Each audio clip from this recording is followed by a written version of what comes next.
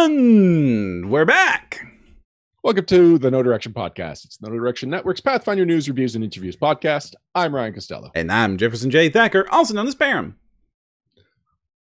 The No Direction Network kind of started on third-party reviews and third-party interviews, and it is something we've gone away from, but this is a book that we are super excited to be covering, and even better, it's written by one of our own, so we are joined by the author of Legendary Games' Legendary Kineticist 2nd Edition, Vanessa Hoskins. Welcome, Vanessa. Hey, Vanessa!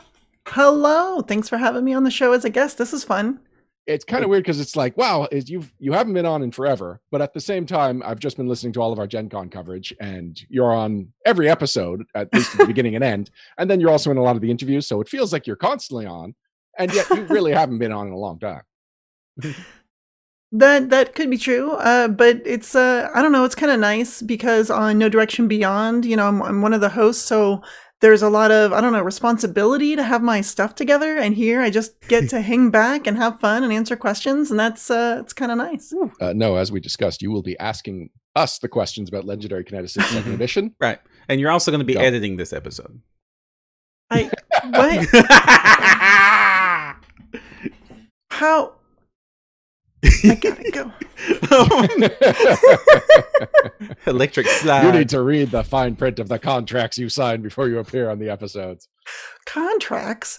I thought you just wanted my autograph. I didn't know those were contracts. I thought it was a weird piece of product for me to sign. Should have been a clue when we had an imp hand you the quill. Should have been it. All right. But Legendary Kineticist for Pathfinder 2nd Edition. You are pretty much synonymous in a certain way with the Kineticist. So why don't you start by talking about your connection with the class and how you just became so connected to it? I have liked it ever since I first played it in 1st edition out of Occult Adventures. There was all these spooky, woogie psychic classes, and it was like, okay, they're fine. And then there was a Kineticist, which is like, you just hurl elemental matter around constantly forever. And that was just such a mind-blowing, so much fun for me. I just loved it. I am often the type of character who, if I'm playing a spellcaster, I play a themed spellcaster. So even though I don't have to take, let's say, all illusion spells, I will, and try to solve every problem with an illusion spell because that's my theme. And for like blaster types, it's usually one energy type or something that I would usually pick, maybe with a secondary just in case immunities happen. And then the Kineticist comes along and I'm like, wait, I never run out of spells? I have all these cool thematic powers? I want to do this forever. And in original, like a 1st edition Pathfinder Society, I had 3-4 Kineticists, all with different sort of styles and elements and ways in which they worked. And it was just like, I love this class. It's so good. One of the, no, go ahead, Brian. One of my favorite Kineticists you've ever played was, of course, the Hugging Kineticist. Yeah, Biddle Bear on the... You see, I told you I'm going to blank on all these names. We played it here on the network like 2 years ago. Good Lord, I don't remember the name of that show. When we did the actual play recording of that Saving Santa from King. That one, yes. From way before Season's Beatings. Season's Beatings, yes. Season's Beating was so good, written by Alex. If you're, by the way, about now looking for something you want to run this holiday season, that is full of so many puns and in-jokes with just holiday in general. It's amazing. So throwing that out there. Really shout out. We've got a great chat question already. It is from P0 or PO 1977. So they're basically benders. So why don't we talk about the inspiration for the Kineticist, at least your influences? You know, it's funny that you say they're basically benders. Yes, they're basically benders. However, I did not watch Nickelodeon around the time that Avatar: The Last Airbender was on the air. And until very recently, it's been very difficult to stream or find a legal way to watch it without finding it somewhere on, I don't know, Nickelodeon if they decided to do reruns. And so I hadn't seen this particular, piece of intellectual property. I hadn't seen the show. And then people are like, oh yeah, it's like Avatar. I'm like, I don't know the show. But I still like the concept. And even when I originally was like, I want to do this, I still hadn't seen Avatar. And it was something that I had been trying to watch while writing it as best I could. So as soon as Netflix had it, I'm like, that's it. I'm binging it. I need to go through this show and become familiar with it. And there was a lot of really good inspiration there as well as I'm watching it going, Yes, we need a feat that does that. Okay. I mean, you could have just watched the movie. Oh. The live action movie that looks horrible? No, thanks. No. No. Jaina B is saying that you could also go with Dragon Ball Z route. Now, I am not a Dragon Ball connoisseur in the least, so I don't know if that that means anything to anyone You could else. absolutely build a kineticist that would play like a Dragon Ball Z fighter for sure. They do a whole lot of energy blasts and martial arts too. They blow up planets though, so it's a bit of a different scale from your avatar. And of course, there's the original inspiration for the kineticist, which is Firestarter, which was me and my dad's favorite movie to watch together when I was way small, which is probably not the best choice looking back at things. I mean, that was movies in the 80s. You just, the stuff we watched. Yeah. You know what's funny? I hadn't thought about Firestarter in a long time, but when you brought it up, it sort of triggered a memory that I used to, like, I'd seen that probably 2 or 3 times when I was a kid and totally not allowed to. And just thinking how cool it was that, like, you could, I just always love the ideas like telekinesis, moving things with your mind, setting fire with your mind. I've always liked the elemental superheroes like Iceman and such. And I don't know. It just speaks to me. So. And then there was like a USA network did this like years and years later television series that was a sequel to it when she's like a late teenager, and it's like not very good actually, but so weird. Just a weird thing that you're all reminding me of right now. So we've established what a kineticist is, but what's a legendary kineticist? Okay, so Legendary Kineticist, and the difference is it is Legendary Games' take on the Kineticist, and this is specifically for a couple reasons. One, so that there's not confusion when Paizo inevitably decides to publish their own Kineticist, and now you have 2 copies. You have the Paizo version and the third-party version, which is going to happen, but we wanted to make sure there was a distinction.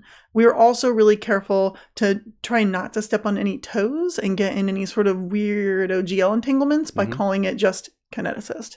So one of the challenges that we hopefully tiptoed around was that legendary is like an actual term in 2nd edition, and we wanted to call it a legendary kineticist without being confusing with the game term. So hopefully we achieved that. And it's not like this trouble is new for any third-party publishers. I mean, going back to 3.0 and 3.5, how many different witches overlapped each other? And then like there's one in the DMG even, so it's like weird that it happens so often. And then of course Paizo themselves back at witches again with the Winter Witch. I mean, it's really hard when you say you're going to take levels of Winter Witch. What are you talking about? Yeah, in 1st edition there was what, 3, 4, 5 archetypes. They were just all over the place. And some of them archetypes for the same class but did completely different things. And you're like, well, I guess that's a different way to do it. So Jaina B says, which is which? You were talking about how inevitably Paizo will be doing the kineticist. Were you kind of rushing to get the legendary kineticist done and out just because that could at any time be one of the classes that Paizo brings to 2nd edition? So yes, and then no. When I first talked to Jason Nelson about it, this was right after the PaizoCon 2019 banquet. And I can't remember who it was. I think it might have been Eric Mona himself who said something about that they're sort of opening the gates to, you know, like they're going to release the information and the rules that they have at their own pace, and, you know, that to make sure it's high quality, yada, yada. And if any third party publishers want to put out options to sort of fill in the gaps before Paizo does, have at it. And that was when I was like, that is a green light to make Kineticist for 2nd edition. Because I was like a lot of other folks where I was just like waiting for Kineticist to come out, waiting. And as soon as he said that, I thought, I could write that. I know how I would build it. I know how I would make it work in the 3-action framework. And the little wheels started turning. So as soon as that banquet was over, I thought, you know what? As I'm thinking Legendary Games loves to put out their own classes or their own versions of classes, because they have put out a Legendary Kineticist before for 1st edition that sort of cleaned up certain rules and changed how certain mechanics worked. And I thought, I would wonder if he'd want to do that again. So I approached him, and sure enough, he was on board, and I sort of pitched some of my concepts and ideas, and he said, yes, great, make it.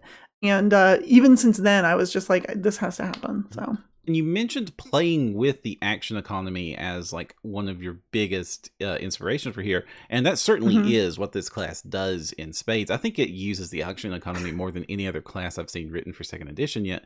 Can you go into why it does and why that's special for the Kineticist? Sure. So in the original 1st edition version, you had multiple things that you would do, right? You would gather power and then you would blast, right? Those are the general 2 things almost everyone did. In fact, I did some polls back then and I'm like, okay, how many people do something else with the move action and blast? How many people just gather power and blast every turn? And how many people like gather full round and then gather again next round for like a super big blast? And most people did what I did on a lot of my Kineticists, which is every round it's gather power blast, gather power blast. And one of the things you also did for free in 1st edition was add an infusion. Well, very few things are free in 2nd edition. And I thought, well, you've got 3 things you're doing now. You're gathering power, you're adding a cool infusion that does an extra special effect, and then you're actually attacking. And those are 3 actions. And that fits perfectly. And from there, the rest just sort of built itself out. I can talk more about that if you want. Yeah. So like they're each individual actions, but that could be very with with Pathfinder's 3 action economy. Like immediately when I hear blast is 1 action, that throws like warning bells, warning bells, warning bells. And you've come up with well, actually, you very cleverly instituted a rule that we don't see very often, which is flourish, right? Yeah. Explain flourish. So flourish is the way I got around it. Yeah. So a couple people were coming up to me and they're like, hey, here's the thing you can do though. You can still blast this big powerful blast and then attack with a weapon. And it's still just against your multi-attack penalty. And I said, well, sure. But most of the really cool things that you can do, even if you multi-class, you can't flurry of blows and blast. Those are both flourish actions. You can't do a lot of the cool fighter maneuvers that are super strong and blast because they're all flourish. So I sort of tapped into that to be like, cool, you can do it once. And that made it so that it really frees up the other 2 actions. If you were to compare a Kineticist to other spellcasters, and I'm sure we'll do that a bunch during this the show, the Kineticist is really the master of cantrips compared to any other spellcaster, because their big damage cantrip is 1 action. And everyone else is, though it's on par in strength, just speaking cantrip to cantrip, though it's on par in strength, everyone else has to spend 2 actions. So yeah, that is something when I was looking over the charts, like, oh, kinetic spellcasting. Oh, she's really expanded the class. It's gotten spellcasting now. And then I was looking for the spells per day chart, or whether it's spontaneous or prepared. And it's like, well, something might be missing here. But no, it's actually that you get your kinetic blast as a cantrip, and you get access to cantrips with your kinetic let me get the terminology right. Your elemental something conduit. Elemental conduit. Yeah. Thank you. Your elemental conduits type. Yeah. Yeah, and that was the plan all along, was to say, like in 1st edition, the Kineticist wasn't a spellcaster per se. They were just a D8 hit die class with, a bunch of spell-like abilities. Well, since spell-like abilities disappeared in 2nd edition, and whew, thank goodness, it opened up the door to say, all right, let's just make them an actual spellcaster, but without a spell list, or at least without spells per day, without spell slots, no spontaneous, no memorize. They just get cantrips and focus spells, and that's it. And by doing that, what we then can do is say things like, okay, your focus spell abilities, whether that's an infusion or a focus spell you get from a feat, are like big, cool abilities that you're only going to use, once per encounter, maybe twice, without doing something else. And then other than that, you have cantrips. You're the master of cantrips, but you don't have fireball in your back pocket necessarily. And that was on purpose. And like if you even look at a wizard or an elemental sorcerer, oh my goodness, who pulls out a fireball at 5th level and goes, aha, I just got fireball, boom. Even versus a Kineticist with like a blast radius, that fireball's doing more damage because they're spending a limited resource. A very limited resource. That's maybe the only fireball they get all day, 1 or 2 of those. But you can do a slightly weaker, smaller blast hitting 2 or 3 enemies every single round. And also I really like that all the elements have really fun rider abilities that keep like showing up, and like, so of course you have the cold and it slows people down. You've got the I'm really trying to describe the telekinetic one other than it breaks stuff really good.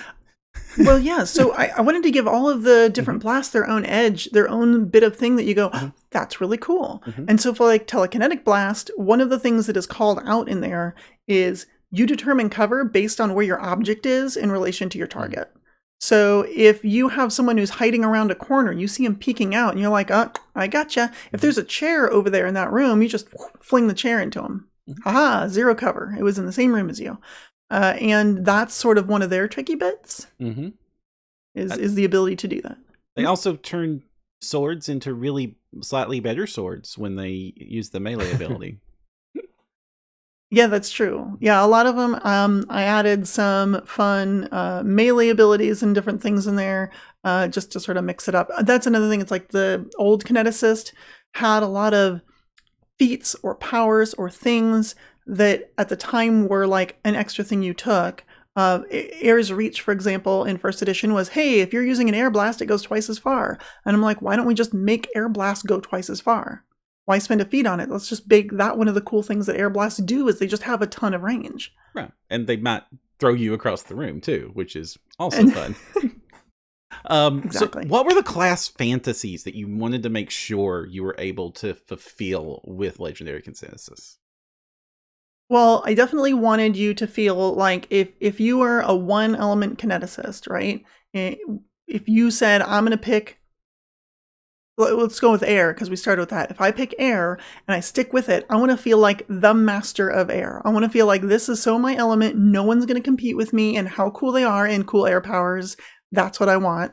And I wanted to just sort of saturate it, but open the door so that if I'm like, well, I really want to be like storm power. So I'm going to do air and electricity, or at some point I might even pick up water so I can, simulate rain or something. But mostly I would just want to do those 2 things. Like you could still do that and have that flexibility.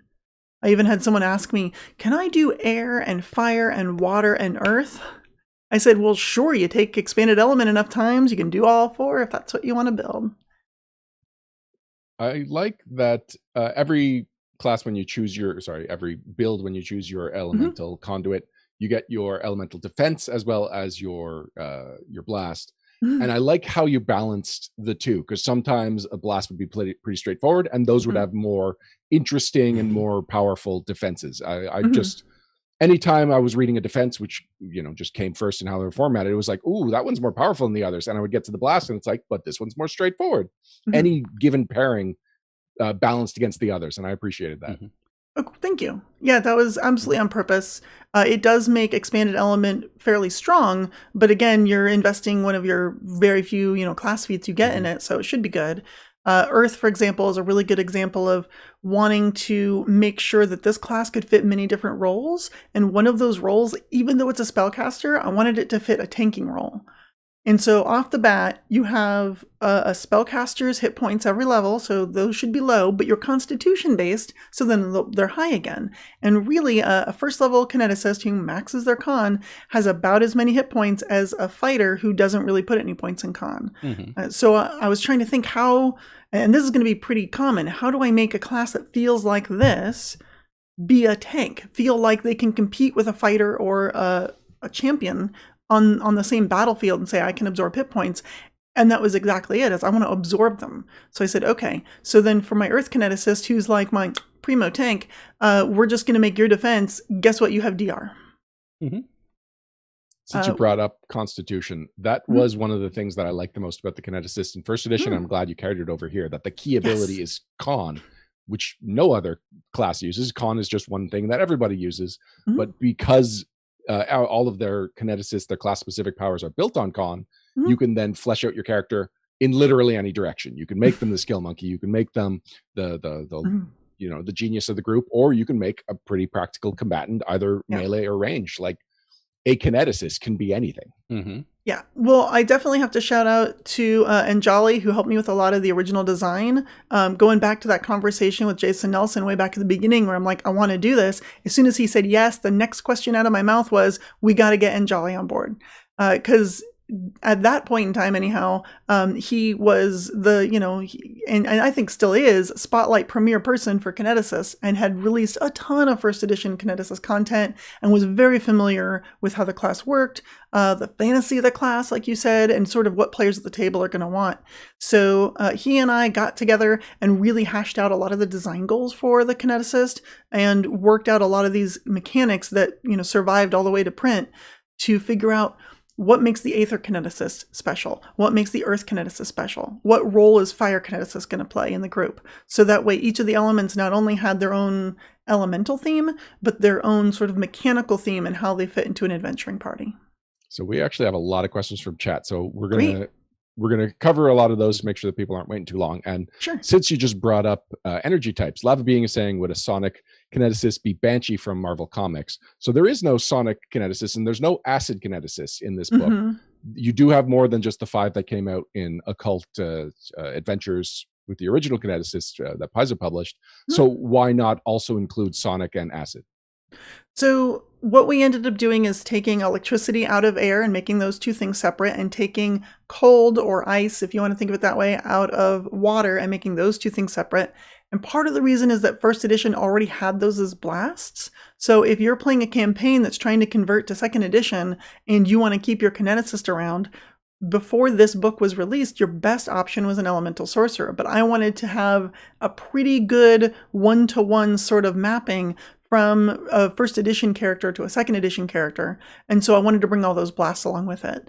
I was looking specifically at sort of like Paizo core in these instances. And though there are some great third-party products with like a Sonic Kineticist, for example, out there, we're not there yet. This book is already chock full of content, and that sounds like a really good thing for Legendary Kineticist too. Oh, I was just about to quote Jana B in chat saying you wanted to have some content for Legendary Kineticist too.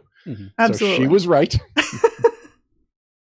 I would love to do another version of this book once I don't have quite as many plates spinning in the air, but there was a lot of ideas and thoughts that are still out there that have maybe been explored in first edition but not second, or even that hasn't been explored at all, that I would really like to build up for the Legendary Kineticist for second edition. Void, Sonic, Wood. There you go. Yeah, Void, Sonic, Wood, Heart. I don't know about Heart, but we need the Heart Kineticist. I don't want somebody throwing hearts around. Isn't that what a Blood Kineticist is? Wouldn't that be Heart? I mean, close enough. You would definitely have a blood blast. The other element that you mentioned was acid. And so this is an interesting thing for me. In a lot of RPGs, and I'm thinking like Final Fantasy type RPGs, because that's where my brain goes with when I go to typical fantasy, acid is usually associated with earth, which I always thought was weird. I'm like, acid is literally water with something dissolved in it that makes it dangerous. So in this case, acid became a water blast. So if you have water at, I believe it's 6th level, you can take an ability that gives you a water blast if you want, or an acid blast. Can I get a base blast? A base? The opposite of acid? Or I getcha. There's a really good question in chat from Jana B. Sure. They were from a Cult Magic book, so why a primal caster? That is fantastic. One of the things that had happened in second edition is really well-defined ways in which magic works, right? So you've got your primal and your occult and all this, and they have these spheres that they cover. And elemental powers fit perfectly into primal. Yes, there's overlap in some of the other things. Our arcane gets primal, or elemental powers as well. But the idea of arcane is I'm going to go and study and like break the universe, right? I'm going to break reality to make a fireball appear. But primal is pulling from what's already there and sort of just channeling nature or what exists around you. And so when you take the sort of the mythos of the class saying, I'm going to channel this elemental energy directly from the elemental planes, directly from another plane of existence, you have to ask, okay, well, in that case, if they're channeling this, what is more appropriate? And primal just seemed like an obvious choice for me. Honestly, the Kineticist, when you read Occult Adventures, actually is the odd one out of the group, because it's the one that isn't really like I understand like the carry the some other occult references to pulp occult fiction and stuff, but but especially how the class was actually developed and we saw it in play, it didn't really fit with the others. I mean, it wasn't going to be on an episode of Penny Dreadful. Yeah, it was a little outside the box, and I think when you mentioned Firestarter, that really, I think, speaks to why Kineticist was lumped with those. Is like this idea of, oh, I just sort of make fire happen, and ooh, that's spooky and weird. So I guess Kineticist fits here. But the actual playstyle of Kineticist and sort of where they fit in the world, to me, feels less occult and more like a more extreme version of Sorcerer, right? So Sorcerer gets their power from their blood.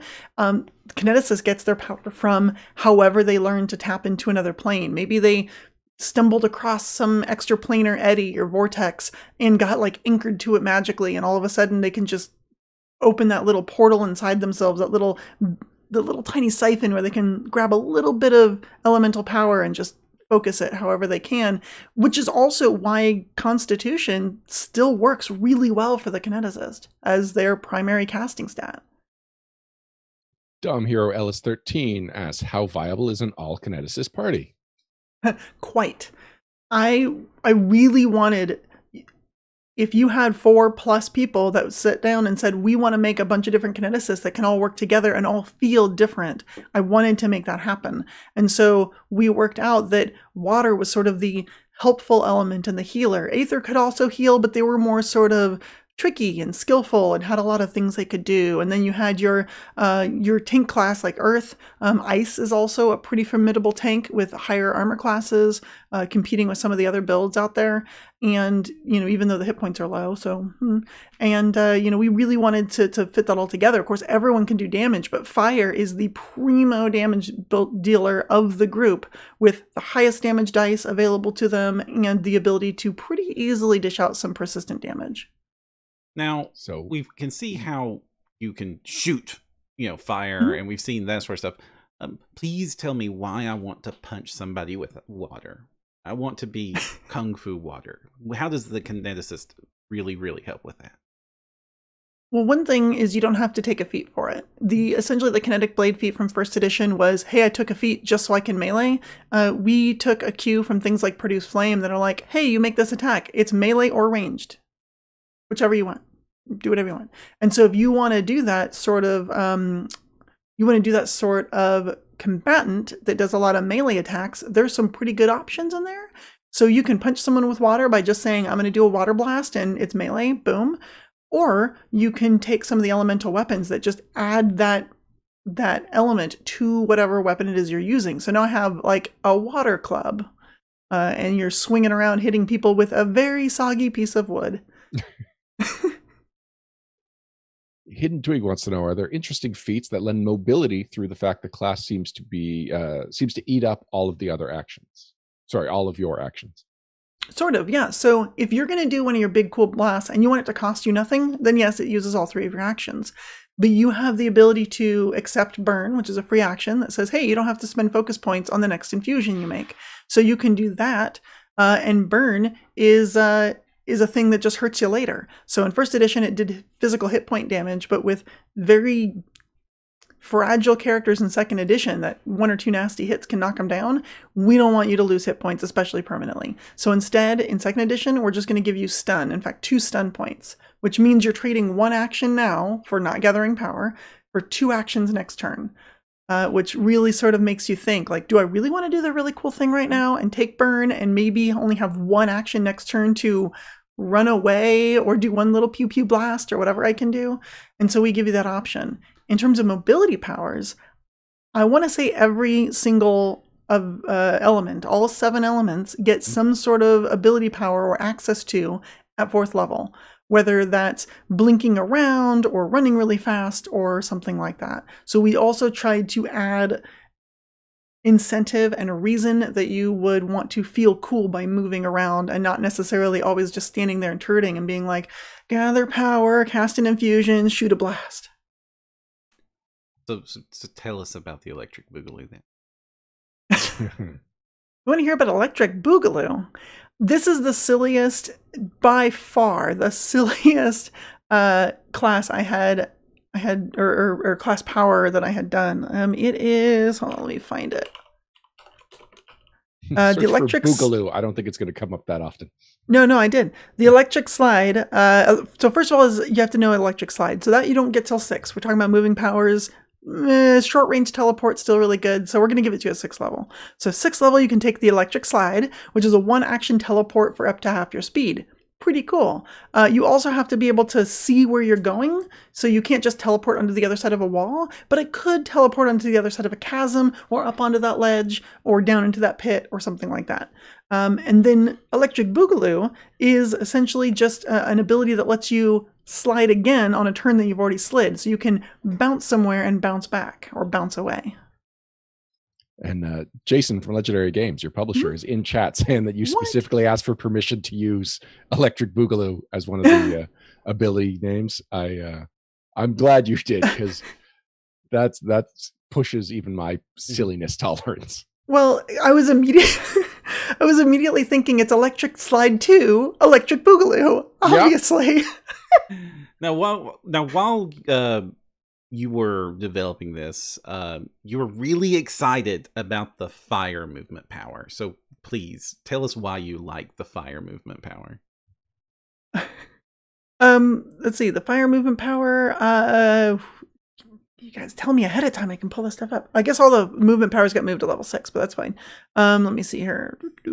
I have a big old spreadsheet so I can keep track of all you guys with all your questions. Let me see here. I want to make sure I didn't change the name of it. Well, originally it was called Trailblaze. Did I change it? Is it still Trailblaze? Gosh darn it. Oh, fire. That's why I'm looking at the wrong thing. Playing with fire. Spark of Life. I'm looking at all the 4th level fire Trailblaze, page 30. There it is. Okay.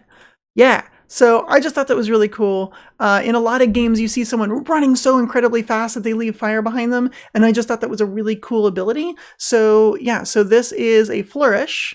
Note, you can't kinetic blast on the same turn, but for 1 action, you get to stride twice. You get to move twice your speed. And every time you leave a square, you leave a 5-foot thick wall of flame that rises 10 feet high. So you just run really fast and leave a wall of fire behind you. And then that wall of fire also deals damage. So, because you have to move through the square, this makes acrobatics a fun skill, yes? Yeah, I suppose it could. It is a 10-foot wall. Oh, I see. You're thinking like tumbling through it? Oh, yeah. So, okay. So one of the things, and I will throw this out there, in early playtests, because I know I did this on the network, I had Trailblaze as an action that like gave you an enhancement to speed, and every time you left a square, you left fire behind. And I did it that way specifically way back then so that you could do things like tumble through and just leave fire in people's squares. But that became very complicated in play to like, wait, how does this work? Hold on, divide by this and then wait, what am I doing? So I tried to simplify it, going with sort of Pathfinder 2nd Edition's theme of things should be simple and easy to use. And so I changed it. So in this case, we are just striding twice, not through people's squares. But by striding twice against a small or medium target, that's more than enough speed to completely encase them in fire and every square around them, and then just wave and leave. Lava Being, can the class use weapons with their spells like a 1st edition Magus? Sort of, yeah. So there's a couple abilities that let you do that. There is one that is called Energized Weapon, which adds elemental damage to a specific weapon. So it's a focus spell, but basically what it ends up doing is you can use one of your focus points. Now, because it's a focus spell and not an infusion, you can't gather power and get it for free forever, but you can say, this is my specialty. I pull out my longsword, I use elemental weapon on it, and now my particular energy type, whatever that is now surrounding on that weapon and does additional damage every time I swing with it. And that is a fantastic and very viable build. And the heightened version, you can target up to 10 weapons with it. Why 10? Yeah. 10 is so many. 10 is so many. Well, one of the reasons is a lot of the heightened versions of spells in 2nd edition target 10 things, 10 creatures, 10 weapons, 10 whatever. And so I thought, you know what? That's fine. We'll just go with 10 weapons. Maybe you don't need that many, but maybe you have the fighter who's like, What? I've got my spear for piercing damage, and my earthbreaker for bludgeoning damage, and my greatsword for slashing damage. So enchant all of them, please. If you need your peasants to have pitchforks and torches, and some of them left their torches at home. That's right. Kitsune Warlock says, or thrown weapons, which, yeah, if you've got a rogue specialist who loves thrown weapons, you can just be like, great, I'll do one spell, and now you've got 10, icy daggers or something. Just gain 9 cohorts. Screw the party, says Twig. All right, Hyrule Wizard. All of the non-ether elements can merge with one another. Is there a particular reason ether isn't combined with any of the others? Mostly it was a matter of I couldn't find a mechanic that I both liked, didn't find overpowering, and was easy to use. So I was going through a lot of different iterations of the etheric infusion that we have for combos. But even in first edition, Aether didn't play well with others. Aether had get a slight damage boost for way too expensive of a spell. And I wanted it to be better in second edition. And so without having sort of a good answer for that was satisfying, I thought, let's just not have it combine. That to me was a little bit better of an answer rather than here's a very complicated way that you're going to hate using because it's too complicated, or here's this way that just doesn't feel satisfying. Now you call out in the combined blasts that the cantrips are probably going to be more powerful than your base cantrips.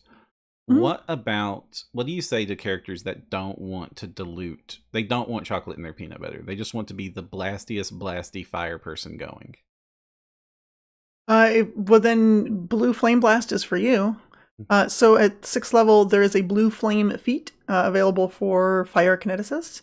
And you get a different cantrip. It starts at 3rd level and raises from there, and essentially changes your D6s to D8s when you blast. It is the single damage, I want to do a bunch of damage, but I don't want to mix version of that.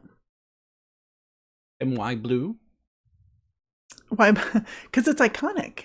Actually, this is one of Anjali's must-haves when we were designing the class. He's like, because we were going back and forth on composite blasts and how we were going to do them and how they were going to show up in the game. There was one point where they were focus spells. There was one point where they were 2 actions instead of 1, but that broke the mechanics.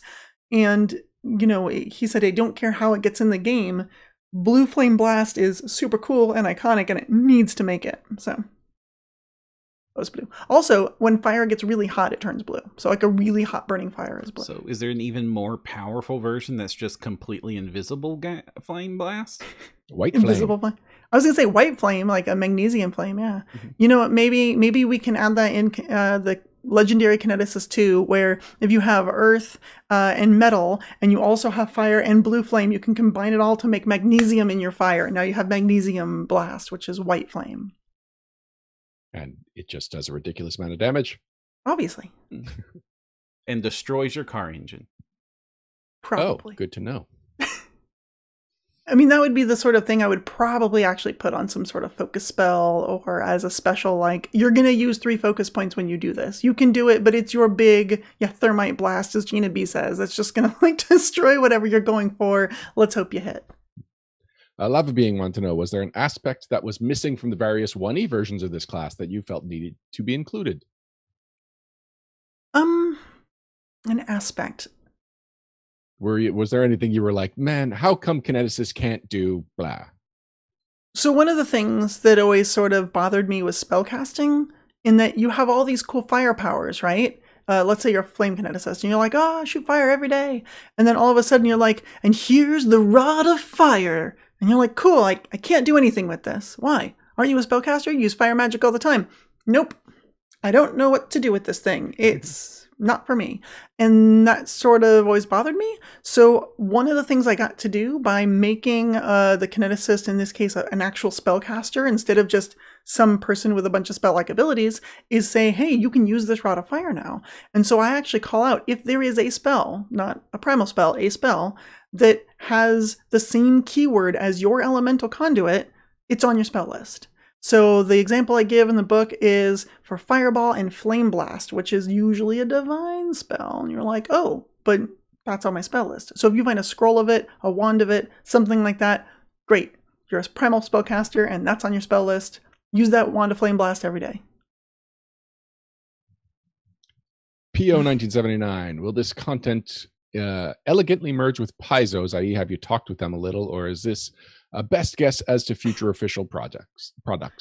I have not talked to them, and it's not designed to merge with whatever they have to do. It was honestly just, if I was to make a Kineticist for 2nd edition, and I did, how would I do it? And that's how I would do it.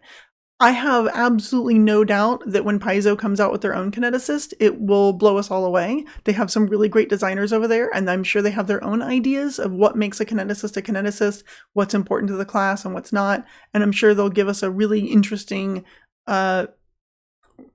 interpretation of how this class is supposed to work. And I think that's cool. So. Luis is in chat, and we've been talking about Legendary Kineticist 2. He's suggesting you title it Legendary-er Kineticist. I'm going to have to talk to my publisher about that and see what he thinks. So I don't know what to tell you.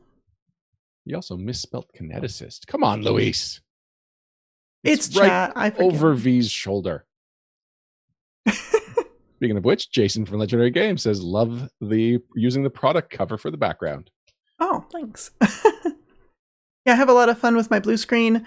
It was either that or this one. You can see the lady.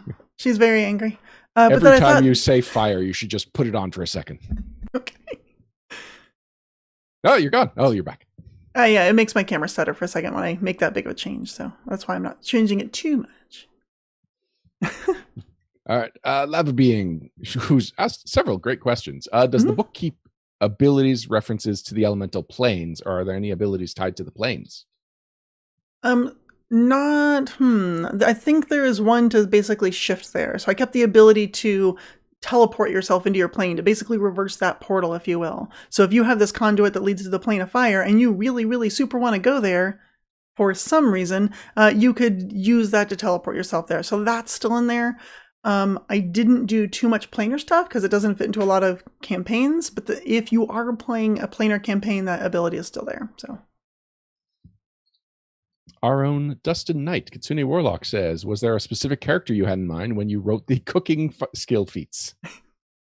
No, I just always thought it was really fun that if you're really good at manipulating fire, it seems to me you're really good at cooking, because that's an important skill in the kitchen, is to maintain your fire levels and know when you want direct heat and indirect heat, when you want it to be really hot or just sort of simmer low. And so I thought if you have control over the element of fire and heat, that should be a thing that you're extra good at. So did you have a character in mind, Kitsune Warlock? You know what? I think he even mentioned one earlier, but okay. Anyway, it's lost to the chat now. Number 18 has a bit of a elaborate question, so follow me here. Okay. Number 18, I haven't actually played a Kineticist, but used to play fairly regularly in PF1 with a father-son team that had 2 different types that worked synergistically together. Is that something you included? So there's a couple different definitions of synergistically, and I'm curious what they did. There was a teamwork feat, essentially, in 1st edition that allowed 2 kineticists to blast at the same time and get the composite blast out of it. And I didn't include that for a couple reasons. One, I didn't want someone having to take a feat that might not be any use to them. And also in 1st edition, the composite kinetic blasts were literally twice as strong as the regular blasts. They just doubled the math, and so you do double damage. And so a feat like that really worked. Like, the math worked in your favor. In this edition, it doesn't work as much, in that the composite blasts that I throw out usually have just a 1-up on the effect. Or some of the advantages, like we talked about earlier, how different kinetic blasts have these different advantages. You got most of the advantages from both spells. So a water and air blast is like, this rain mixture would have, like, any of the air blasts have extra range, for example, because that's a cool thing air blasts do. And so it didn't really feel like, I looked at that and I couldn't really find a way that I was satisfied, that I thought people would be satisfied without it being an option that could be considered a trap. where, hey, I took this, but, you know, every time we do it, I have to cast a blast, and then they have to ready a blast, and then their reaction is to combine with my blast, and we have to time it and do all this stuff, and all of that for doing about the same amount of damage. Just didn't feel, I don't know, special. So that's when I was like, you know what, we'll leave that for now, and maybe address it later. There are, however, some great synergies just in general with other classes, and so in theory also with other kineticists. If a legendary kineticist is good at one thing, it's cantrips. If they're good at two things, it's status effects. Oh. A lot of their claim to fame in this is basically being able to blast all night and day, sure, but you know, anyone with a cantrip can do that now. But also be able to hit multiple targets, that's pretty easy for them, and to be able to add conditions. Some of the elements are better at that, and some of the elements have to crit to do it. But if you're playing a kineticist, like, you're going to be adding conditions. For example, electricity loves to stun people as you, like, synapses all go crazy. And they have an ability that specifically, hey, you just hurt someone with a kinetic blast? Great. You can, like, make it that much more intense, and now it has a chance to stun them specifically. So there's things like that in there to really help them work with all sorts of party members. V, that was an impressive snap. Oh, it just sounded like that is what snaps are supposed to sound like. Thanks. I know a lot of my players would appreciate, because telekinetic projectile is a favorite spell right now in second edition. It's real meta right now. A lot of my players would appreciate being able to use telekinetic boomerang, because how many, gosh darn it, I missed have spell. It really hurts when you miss a spell cast hit, because you only get that one, and everybody else can at least take a second swing. Yeah, I thought this was a fun infusion just for telekineticists, so that, yeah, if you miss, you can just attack again at a -4 penalty. It's basically your second attack with the multi-attack penalty, and counts as such. So yeah, if you're one of those who hates missing and you just like you roll sporadically, like I roll sporadically, I roll either super terrible or nat 20s every day. And so I would definitely take this if I was playing a telekinetic caster, because how often are you like, yes, this is going to be such a great hit, and I rolled a 2. Oh, roll again, -4 penalty, but yeah, give it another shot. So I have a question I don't understand from Lost Sure. Spheres. Is it easier to play a coin blasting Earth Kineticist now? Okay, you coin seem to blasting understand kineticist. it. I don't know about the Earth Kineticist part, but he's making fun of me because one of my PFS first edition characters was a complete ripoff, tribute character of Setzer Gabbiani from Final Fantasy VI, who in the video game throws coins. That's his attack, is like one of his attacks is, I throw coins at people. So I made Setzer as a character that literally uses the Aether's telekinetic blast to just toss coins like ammunition. And so, yeah. So what was the question? Is it easier to play it? I would say yeah, and easier to play it with a lot of effect, because now you have a lot more options with those coins. So Dead Aussie Gamer. Oh, sorry, go ahead, Bram. So could you just throw a coin behind somebody and just grab it back? Sure. Through them? I mean, if I was the GM, through them, ooh, scary, gross. If I was the GM, I would probably say like, oh, if you're trying to avoid cover or whatever for that, you'd probably spend one attack, like throwing action, to throw it into the other room and then attack them with it. But sure, I'd let you do that. That sounds cool. What if instead of a coin, it was a grenade? She has rules for that. I have rules for that. Tell me about those rules. Remind me about those rules. Yeah, Perram, remind me about those rules. You're allowed to use telekinetic blast. It has when you use a grenade weapon, it changes the damage type to the damage type of the grenade. Oh yeah, it's right there in the basic telekinetic blast. You don't even need to take a feat or anything. Nope. Yeah, so you want an acid kineticist? Just bandolier of acid flasks. Yep, there you go. Now you can just pick up an acid flask and toss that with your kinetic blast. Get all that kinetic power behind it, right? All that force, but still, acid. Dead Aussie Gamer. Sorry if it's been asked, but is there a gravity kineticist? There is not yet a gravity kineticist. The closest you're going to get to that, because that would probably be void from first edition, the closest you're going to get is an Aether kineticist, and you just, move things around.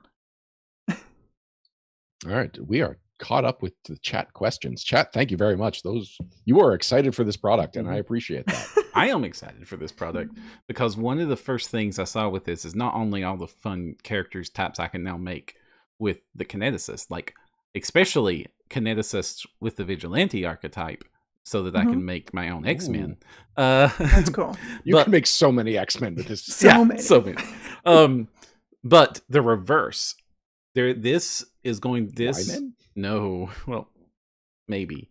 But what I mean is, Kineticist, it might be my new go-to. I want to put a splash of magic on a character, multi-class type, and even and I'm even thinking about like several spellcasters I run where I was going to make them go Scroll Savant because I don't want peanut butter in my chocolate for this character as opposed to characters I like it when they mix their themes.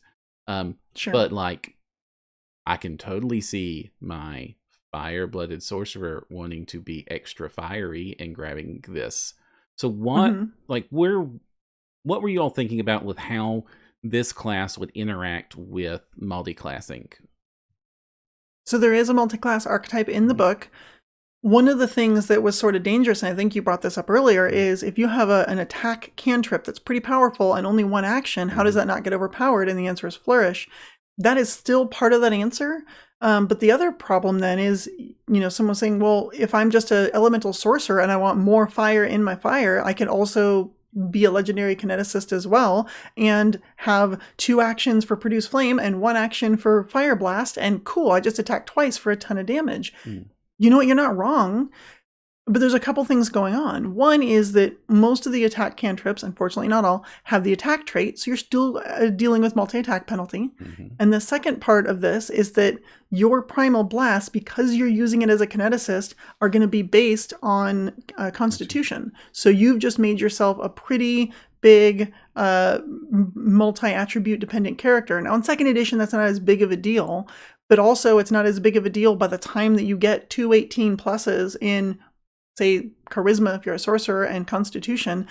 Boy, you're healthy and good looking. By the time you get there, you're probably going to be 10th level, maybe, or so. And at that point, throwing out 2 cantrips for your entire turn isn't really that overpowered compared to what else you could be doing. It's also something that can already happen with a vanilla evocator. They already have the ability to throw another blast at the end of their blasts. As a focus spell, yeah. So this makes it a little more reliable than being able to be like, oh, and I have a focus spell that also attacks.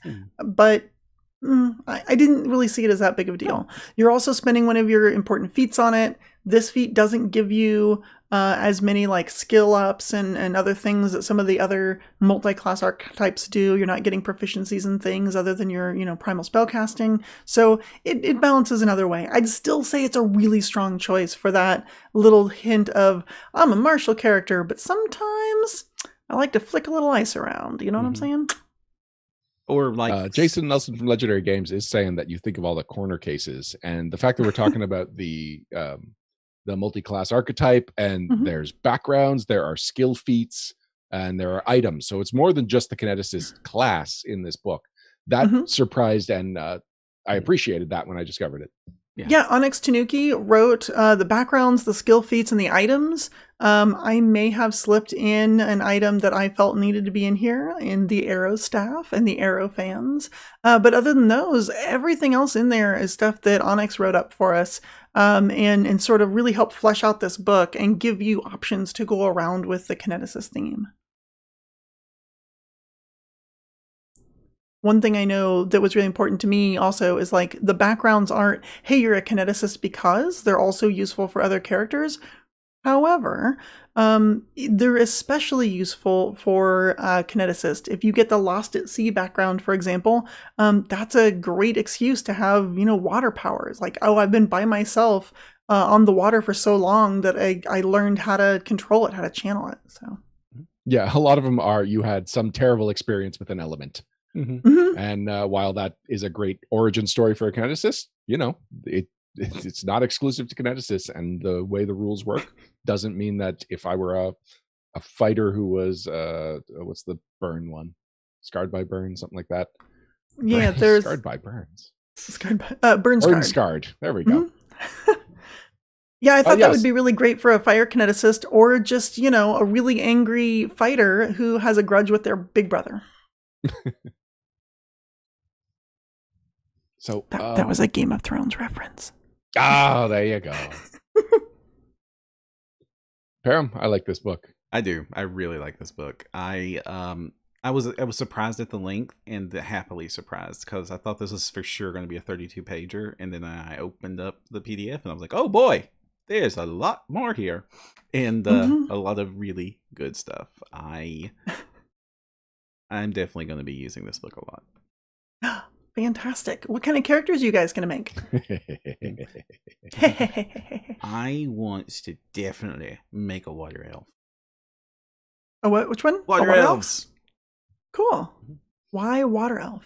Because I like naiads and Rizulkas and those sorts of creatures, and they're fun creatures that just do not get a lot of references in fantasy as much as they should. Yeah, if you're playing a Pathfinder 2nd Edition converted adventure path of the Lost Aslanti AP, then a water kineticist is a fantastic choice. So, V, as you and I previously discussed, I had 2 PDFs in my third-party publisher folder. I now have 3. One of them is Legendary Kineticist. One of them is the Sharkfolk Ancestry. And so I immediately was like, well, I need to combine these 2. And then went much further. I just want to make sure I credit W. Brian Blaine for putting out the Sharkfolk Ancestry. Fantastic. So from there, I decided that I needed some kind of animal hybrid for each of the different types. So I plan on making a Sharkfolk Kineticist, a Rabbitfolk Cryokineticist. This is from the Rabbitfolk is something Luis put together for his website, Luis Loza. Snow Bunny. Exactly. Tengu Aerokineticist, a Ratfolk Geokineticist, Lizardfolk Electrokineticist. Nice. Which felt right to me, and I couldn't explain why. And I was talking to Luis about it, and he's like, because shocker lizards. And I was like, well, sure. Yeah. Well, also they're also both twitchy. And even with the electrokineticist, some of their abilities, I explained that they like with their defense abilities that they get where they increase their reflex saves and such. I explained that like you twitch and move like super fast all of a sudden. So kind of works for lizards, because lizards have that sort of like, I'm just going to lay still on this rock, and you think maybe they're dead, and as soon as you get close, they just dart off in an instant. Perfect. I was like, you find lizard folk twitchy, but yes, lizards are twitchy. That's lizards, specifically. They totally are. I got 2 more, Perram. I'm almost done. Oh. There's the Catfolk Telekineticist, and the leftovers was the Shuni Pyrokineticist. I have no reason why I wanted a fire pug, but I've got one. Or I will. I did not get nearly as far into making these characters as I wanted to, but even though I don't have to do it to understand it for this review's sake, I still want to just make these characters. See, I thought you would subvert expectations, and the shark would be like Earth, so you could have a sand shark. I did think about making it like the Boule, the land shark kineticist. But once I started thinking about, like, I also want to make a rabbit folk. Those just look interesting. Things snowballed from there. And not just because the rabbit folk is the cryokineticist. I'm done. Oh, no. It was finally one too many. The 2 of you together on a podcast is too much. No, I love it. It's so good. There was someone in chat was asking about the pole, the panole that Logan Bonner put together, the possum knoll, asking if I'd heard of it, and I want to give proper credit to the person asking the question, but I can't find it. Herod Wizard. Oh, there we go. Yeah, Herod Wizard. Thank you. So that is something I was going to shout out to, but yes, Logan Bonner, for whatever reason, decided to make a possum knoll called the panole, or the knoll. I'm not sure. It's up on Drive-Thru-RPG, and he's given the proceeds to charity. He, I guess, made this just for fun, and then decided that why have fun when you can have fun and do some good? Well, that's cool. Oh, Luis is confirming it's panole. Panole, okay. I love it. We did have a question earlier I didn't want to miss. Dom Hero LS13 asked, do Earth Kineticists get tremor sense? You can absolutely get tremor sense.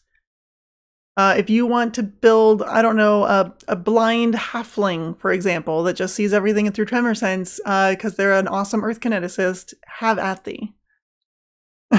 Toth, is that her name? Yeah. Okay. It's more fun to like side mention the reference. I only passingly know Avatar, but it's also been ruined for me because Scarlett watched it all by herself, and so I've been like absorbing Avatar: The Last Airbender in the ether, but have only sat down and watched a few episodes with her. It's so good though. You I have agree, to watch it. But I will never get the pure Airbender experience, unfortunately, because of it. I have not watched at all. Perram, if I lived anywhere close to you, I would drive over immediately and start watching it with you, and you would just have to call in sick tomorrow. We're quarantined. No, I mean, but if I could, I would wear a mask. It's fine. Okay.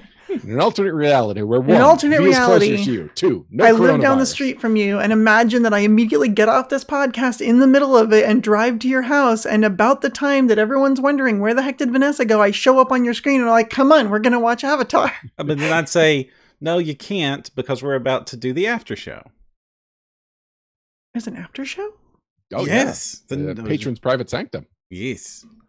We are not actually about to do it because we're only halfway through the episode. But yeah, go ahead, Perram. Explain it. So after every episode of No Direction, we now do an after show where we go and do a private episode of a show, not No Direction, with our patrons as an audience, and the patrons get to pick what the content is. They get to ask the questions, they get to propose topics to us to talk about, and it's all dedicated to what our patrons basically want to hear. So usually for about a half an hour to an hour after your typical No Direction wraps it up, me and Ryan hang out for a little bit more with our patrons and have a great time, and those files are then made available to the patron when I don't lose them due to technical monkeys, like I did last week. Yes, that's unfortunate, but like we're still pretty new to Discord chat recording, and so that was a learning experience. So V, is there any last thoughts you wanted to say about the Legendary Kineticist second edition? Yeah, so I had really a lot of fun putting this together. I set some lofty design goals for myself, such as at least 2 new feats per element every level, not including all the ones that you bypass. So there's well over 100 feats in here, and across the 7 elements, but even every individual class gets at least 2, usually 3 or 4 options that are new options every time they get a class feat. And I'm especially excited about, and this is dumb, but I don't care, the level 20 capstone feats.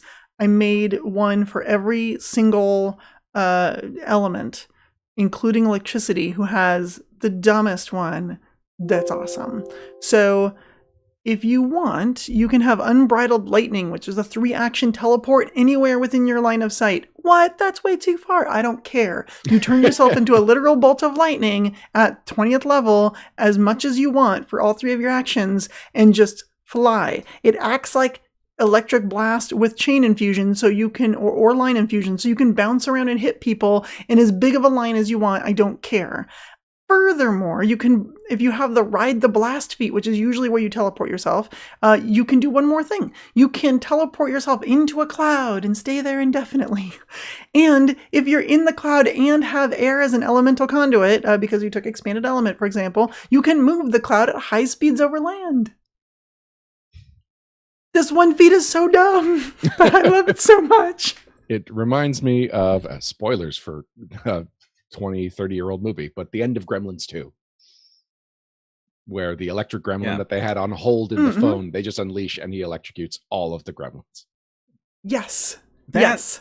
You know, I think that movie has a very special place in my heart as it entirely encapsulates my childhood. Aw.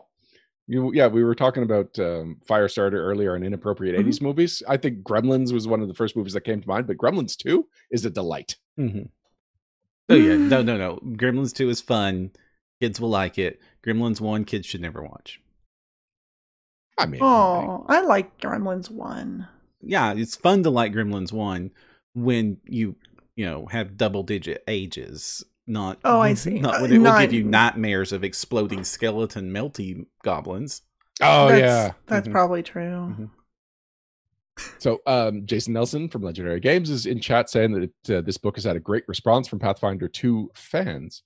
So he's thanking everybody. Sorry, Pathfinder 2, Pathfinder 2nd edition. So he's thanking everybody for checking it out. And Jana B had one last question, she says, but it's not specific to the Kineticist, so we're throwing it in, even though we just kind of wrapped up nicely. What's the single biggest lesson you learned from creating Pf2 classes during this process? That's a great question. One of the things I learned is not only is it important, obviously balance and all that stuff, but not only is it important to have a strong theme or fantasy element you're pulling into it, like what is the fantasy of the class, as Perram always likes to ask, not only is it important to have a good answer for that question, but have a good answer that what unique mechanic do they bring to the table? What is neat about this that makes them not just a heavily themed fighter or rogue or sorcerer with the elemental theme? How do they fit into this mechanical world that's also different? And answering those two questions at the same time, I think, is super important when you're approaching class design. Because yes, it needs to be balanced. And yes, you need to have a bunch of feats every level so you have, options. But really, it's not going to be successful unless you've successfully answered those two questions. And we're about to necessarily say something good about 4th edition, but now that you bring that up, that is exactly one of the biggest and most valid complaints that people had about 4th edition Dungeons & Dragons, is that there were basically 5 classes and everything else was just themes for those 5 classes, and they all behaved the same. And absolutely, if I have to say, one of the reasons that it looks great on paper, but I never really felt satisfied at the end, as I do when I'm playing Pathfinder, is because they were themed, but it still felt like I was just doing the same things over and over and over again. Yeah. You were just casting cool sword maneuver that you could do once a day for some reason. And 4th edition had really awesome color palettes on their covers. I think it's been long enough that we can drop needing to compliment 4th edition every time we put down 4th edition. It's a fun tradition. Oh, all right. Keep the tradition alive then. You know what? Are we done talking about Legendary Kineticist? Because I have something to say about 4th edition that is relevant to the next thing I wanted to talk about. Yeah, sure. We are done. We'll never talk about it again. So can we do the intro? That's a lie. The transition then? Sure. No, because I still had this part of the interview. Oh, sorry. Oh, we have this other thing to talk about. It's like a big deal. Oh, okay, so here's the thing about 4th edition. One of the things that was both great and bad about 4th edition, and yes, it felt like you were playing the same thing over and over, but that's because their balance was so incredibly tight and so incredibly good that all the classes felt the same. It was too good, right? It was too balanced. One of the things that I liked or could do in that edition, though, was run this big, fun PvP tournament. Because in 3.5, you can't do that. You're either going to be a spellcaster that just completely destroys everyone the first round. And if you don't do that, then you're going to be dead on the second round when someone, launches the fighter at you and they full attack you to death. So those are your two options. And you couldn't do this PvP tournament sort of thing. But you can in a balanced system like 4th edition. And that was a lot of fun. And I kind of miss doing that. I ran it just for some friends way back in the day. So with 2nd edition, we once again have this very balanced system that you could probably do a PvP style tournament, which would be kind of cool. And that's one of the reasons that I would like to announce today that I'm starting another podcast called Super Smash Finder. That does just that. It takes teams of combatants, specifically combatants that represent another podcast in the X-Finder verse, and pits them against each other in glorious combat and some fancy arena. And it's going to be big and crazy and sort of over the top. If you want to imagine WWF style silliness meets Pathfinder 2nd edition mechanics and big personalities from podcast land. That's what you're going to get with Super Smash Finder. I put it together with help from Jason. I'm going to forget his last name, so I'm looking it up. From What Do You Pods, right? Yes, from What Do You Do Pods. Jason Lillis is my fellow producer in this, and we're putting this together we have over a dozen different podcasts that are already interested in it. We just today have sort of live or soft launched social media platforms and websites. So if you want to find us on Twitter or Facebook, we're going to be at Smashfinder. And if you want to find us on Twitch TV, there's nothing there to watch yet, but it's going to be. It's Super Smashfinder. And expect big news about this soon. So I'm hoping No Direction will participate. I am not representing No Direction as part of this podcast. I'm just a producer and Rev. Yeah, No Direction has got some plans to participate in Super Smash Finder. Yes. Fantastic. Yeah, I know that you guys are one of the folks that I already sort of talked behind the scenes about it to make sure this is a viable idea. And we are all very excited about it. So it was such a viable idea that I was like, don't take this over. This is this is I'm too excited about this and I just want to get my claws into the whole thing. But I also want to participate. No, so we don't have official rules ready yet, but we do know what a lot of the things are going to be. In general, you're going to see teams of 4 versus 4. You're going to see 10th level characters, so lots of power, lots of action, and we are hoping that this is a huge success and we have multiple seasons because we would like this first season, the season of 4720, to be the season where everyone's gearing up for the big Ruby Phoenix tournament. And the idea is that the winners of this particular season get to take their group to the Ruby Phoenix tournament as part of their grand prize. So we are very much looking forward to putting this out there for you, hoping to have the first episodes in the coming months. And we're going to see a lot of exhibition matches between various podcasters to sort of get out there, test their waters in this, test their feet in the waters of this format and really start building up some rankings so we can seed an actual official full-on tournament. All right. You officially have 7 followers. Fantastic. Including No Direction. Yeah. Can we up that a little bit?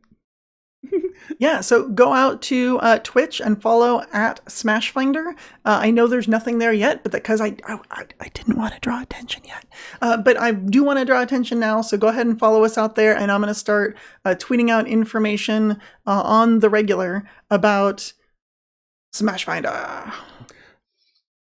I am very excited about this, and I've had like hints of the progress, and I like that every couple of days or weeks I get some kind of update showing that it's like, oh no, this continues to come along. This wasn't just like hey, this is a cool idea, and then people move on, which we're creative types, we do that a lot. But no, Smashfinder is actually coming together. You got that awesome logo, which I'm seeing for the first time tonight. Yeah, and, it's over here. It's so cool looking.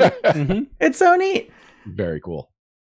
Yeah, and the logo might evolve a bit from there. This is just the proof of the logo that I have so far that I love. It gives that retro 80s feel of like, classic gaming. So I do love the logo, but you can't smash with those weapons. You can't smash. Well, you can. Oh. You find the way to smash with them. You know what? Because I am announcing it here on the No Direction podcast, I will give you one little hint. The logo is 2 crossed swords for a reason, and I'm going to leave it at that. Because there's going to be violence, isn't there? Yes, that's obviously the reason. Sivakata in chat is saying they hope Super Smash Finder has WWE style announcers. There should be. So the plan is, at least for these first exhibition matches, to have myself as one of the hosts and referees, and then a co-host with it, which will probably revolve and change from episode to episode, from match to match. And the plan is to do a full-on, hey, let's introduce these podcasts, sure, but also let's talk to some of the combatants that are going to be in the arena pre-show and post-show. And then, of course, we'll be able to give our own sort of color commentary at the end of the match about, I was really surprised that Hogar didn't go into rage until the 3rd round. You'd expect that sort of thing right out of the gate, but they really held back on that. Why do you think that is? And just, be able to go back and forth about that. Jaina B in chat says every sword is a bludgeoning weapon if you wield it wrong enough. Jaina B has been on fire tonight with several zingers, so thank you for joining us tonight and for contributing by the chat. Oh, Perram, have we done the shout out to the chat? No, we haven't. Every episode of No Direction is filmed live in front of a Twitch audience.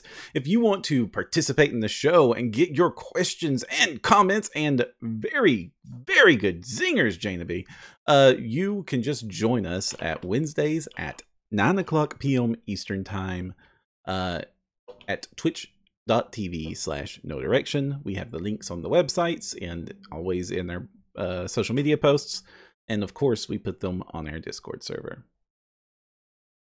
And V, you just said in chat that you wrote the Gladiator archetype because people were talking about how the Gladiator how it's perfect for this. Yeah. I did, and I didn't have this in mind when I wrote it. I just, as I said, we ran a really fun PvP tournament back in the day and sort of did group referee, and that was fun. And I always just liked that sort of gladiatorial format. I just think it's kind of fun and over the top. And so when that when the APG was out, that was one of the archetypes I was really happy that was assigned to me, because it was just like, I've got so many plans for this. Some feats didn't quite make the cut because they asked us for more material than would fit on the page on purpose, so they could sort of edit out and shape the archetypes the way they wanted. So the feat named I Live for the Applause didn't make it into the final cut, but I was really hoping. That one was going to double the amount of temporary hit points you get when you play to the crowd. So. Oh, that's cool. Yeah.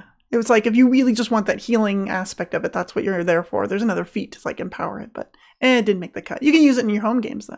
That's more of a face aspect. Now let me explain.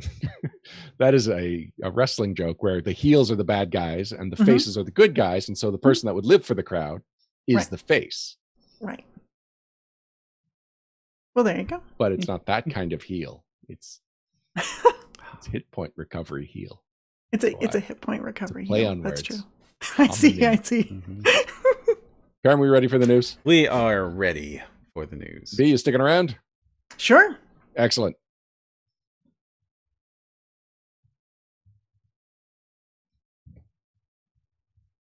The goblins are broke. And we're back. In the Pathfinder news segment, we talk about all the latest happenings for the Pathfinder role-playing game from Paizo, from third-party publishers, from licensees, from the community. Anything that's going on with Pathfinder, we try and bring to you and keep you up to date. So first bit of news is a big one. It's actually two pieces of news combined into one. Liz Liddell is leaving Paizo. She was on the Pathfinder design team. She is going to be the managing editor for Magic the Gathering, which sounds like a really cool title. I don't know what an editor does in capacity of Magic the Gathering, but I definitely know managing is one of the higher positions. So congratulations on her for this new role and for the opportunities that come along with it. And congratulations to the opportunity that is presented to anyone that wants that game design position, because Paizo has just posted today the game designer position on the Paizo careers page. So this will be for the Pathfinder team, they have said. Yes. Actually, that's a good point, because it just says the game designer. So good point, Perram. They do mention having a working knowledge of Pathfinder 2nd Edition, that expertise isn't required, but it's helpful. So it's definitely for Pathfinder 2nd Edition design team. No, I'm not going to go into this because it's part of the process, but it is a grueling process from people I know that have applied for some of the positions at Paizo.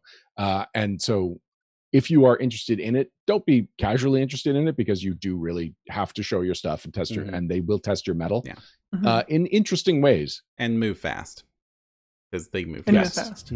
But speaking of move, it is not a remote position. So if you want this, you have to live in the Seattle area.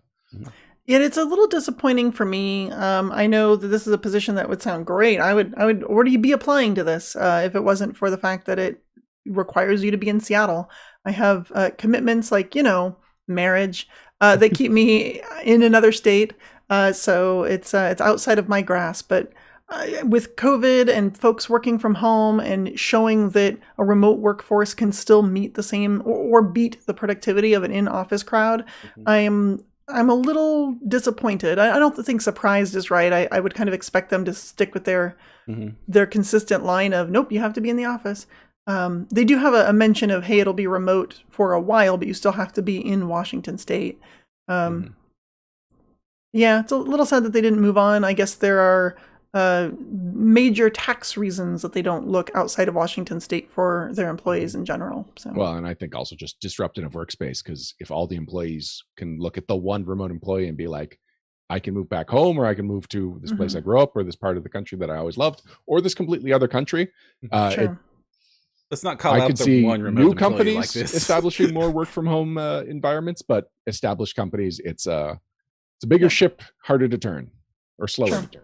Slow to turn. Yeah. So maybe in the future, but I wish the folks that are applying luck. I have, before I realized that they were so rigid on those rules, I did apply for a developing job over there, and it is no joke. They give you, like at least for the development, they're going to give you a bunch of text, and that text is pretty bad. And the question is, how do you? I mean, it's bad on purpose, and it's how do you fix this? You know, how would you go about making this better? And that's part of the test. And is fire an answer? Yeah, well, no, you have to turn this into Shoot something the fire usable. background V. This has to be in a book, and your turnaround time on that is really short, and there is a lot of stuff to fix. So it's yeah, it's a tough process. I've heard some people being like, I don't think I would move out there for this job, but maybe I'll apply anyway. Seriously, don't. If you're not ready to move to Seattle area, you know, to Redmond, then don't. But if you are, certainly go for it.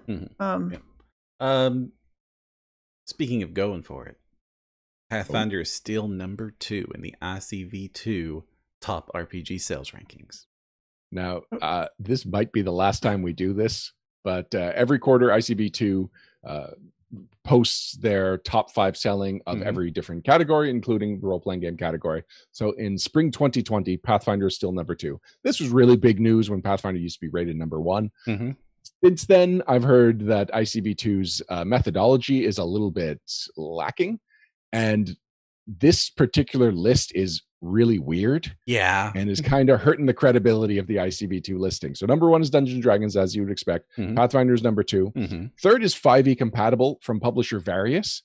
And a lot of people in the industry are just like, this is not self-explanatory. And the post does not do anything to explain it. So just the idea is that things published for Dungeons and Dragons 5th edition by people other than Wizards of the Coast collectively is enough to count as the 3rd rank. If that was the only weirdness, fine. 4th is Starfinder, which is not weird at all. It's super straightforward. The number 5 is Cyberpunk by R. Telsorian. There is no game named Cyberpunk. There's a game on pre-order by R. Telsorian that's Cyberpunk something, but like this 5th ranked game doesn't seem to exist, and ICV2 has done nothing to clarify what they mean. So it's been fun looking at these ranks and reporting on them over the years, but unless they ever clarify what's going on here and in the future make some things a little more transparent, I think I'm done with the ICV2 top 5 role-playing game lists. You know what? Unfortunately, what I'm having to be done with? Oh no! The community use policy updates. Ah, yes. Ooh. Well, hold on. I'm actually waiting for the next update with bated breath. Hoping there's one. Yeah, there has been a community use policy update. So community use is one of the reasons that a Paizo and Pathfinder community established itself so early on. A lot of talk about 4th edition today, but one of the criticisms about 4th edition was that it was not friendly to third-party publishers. It was not friendly to fans that just wanted to put up websites or whatever. It was like made an enemy out of the fans at a time when the internet was beyond emergent. It was something that was established, and this is where fan bases were. And then Paizo came in with the community use policy saying like, yes, you can use our art. And here is this community use policy that says, we're not giving up ownership of the art. We are sharing it in a way that benefits everybody and doesn't cost us anything. It was really smart. It was really forward thinking. And it just the Pathfinder community online built from there. And it's been a cornerstone of Pathfinder and Paizo's relationship with its fans ever since. And it is allowed to be updated as a living document. The latest update, however, has some people a little bit concerned. There's a lot of specific changes that put products like Wayfinder into question, because you cannot force people to download your product, which some people have been like, oh, no, that's That's every website. This is the intent, but this is what is actually word for word said, and this is why it's a problem. And so people have looked at it and have pointed out a lot of the problems with the new wording. I don't know what motivated the change in wording or how it got approved, but I do know that there's kind of a flux in the community right now because this will probably get updated soon because it is problematic. And Paizo has in the past and continues to show that they really do want this fan interaction. But as it stands, if you are thinking of launching a product, look over this list very carefully. Consult a lawyer if you can afford it. If you cannot afford it, hold out until something moves forward with this because none of us are lawyers. Things have become iffy. Yes, very important. None of us are lawyers. Also, this is not legal advice. Yeah. But this is a legal document. This is an agreement this is a license you would be agreeing to if you were to engage with this. And that's why the actual wording of the document is infinitely more important than what it was supposed to mean. Yeah, we can have faith that Paizo will update this and it'll all work out. But for now, you are entering into an agreement if you sign on to the community use policy, and that agreement is worded I don't want to say dangerous, but like nebulously. Nice. Oddly, was that your word? Yeah, I'm gonna go with oddly as well. Well, because there's things like you can't download anything to get the products. Well, what does that mean for character sheets? Or they've taken a lot of like the pre-gens for PFS, and some folks have reformatted them in a different way that might be easier for certain folks to read, and things like that. It's like, nope, you can't do that anymore. I mean, I guess I printed off 20 of them and put them on the local county library's desk if you want to come get one. Yeah, exactly. It makes it very limiting what you can and can't do, and even things so much as just websites is like, oh, well then you can't download. But when you go to a website, that is literally your computer downloading that site to show you. So you can't do a website. Like, it's just, there were definitely things that weren't properly considered when this revision was drafted. All podcasts stop because you have to because you're downloading it. Yeah. Now, one good thing that is nice about it, and in the next revision, I'm sure that they will keep, is clarifying how and where and when a particular group, network, person can make money off of Paizo IP. And it's basically, if you want to have a Patreon, if you want to have, any of those things where someone's going to give you a couple dollars because, hey, good job, then you can do that as long as you're not putting the IP-based product, the things that you're using community policy for, behind a paywall. Right. So as long as it's not like, hey, my Patreons can get this cool thing, but other people can't, that's no good. But if you say, hey, everyone can have this for free, and if you want me to keep making more things like this, sign up for my Patreon to help me pay my bills. And then it's like, oh, well, okay. And that's always been their policy, but you had to go ask them about it. Like I've had to, before, for some of my community use products that I've put out, I've had to, and they've been great to work with. It's just, I had to talk to Vic. I had to talk to the legal. I had to talk with the team about, hey, I want to do this. I'm not sure if it really lines up, and then get permission. Yeah. Oh, also, super important that we say that this is for the community use license, which is not the OGL and is not the Pathfinder compatibility license or the Starfinder compatibility license. Those are 4 different licenses, and you need to know the differences if you're going to engage in any of them. So we've got 2 options to where we go for the rest of the episode. We did not cover the news segment last episode because we just kept talking to Mark Moreland, because Mark Moreland kept having interesting things to say. And I wasn't about to stop that. That was really a great interesting episode. In the last half hour. Yeah. If you haven't listened to the Mark Moreland episode, you need to go listen to all of it, especially the back half, because things just go crazy cool in the last half. So most of the news from 230 that got bumped was just Gen Con stuff, analysis of how successful Gen Con online was, the Secrets of Magic and Ancestry Guide information that we got. That's basically what I've got. By now, some of this feels like old news. Yeah. We could just move right on to banter, because I know, Perram, you've got a topic that you definitely want to cover. You've even got visual aids. I do. I've staged my background. Well, do we want to just go over the most interesting parts of Gen Con statistics? Sure. For those that are now curious? Inaugural Gen Con Online drew 40,000 gamers. So by comparison, 2018 had 65,000 attendees. That's in person. 881 events scheduled over 40 days, 3,000 plus individuals on the Discord server. And, this one's interesting. 5 million. No, sorry, that's 1,000. Sorry, 5,482. Canadians don't put the comma after 1,000 unless it's in 10,000.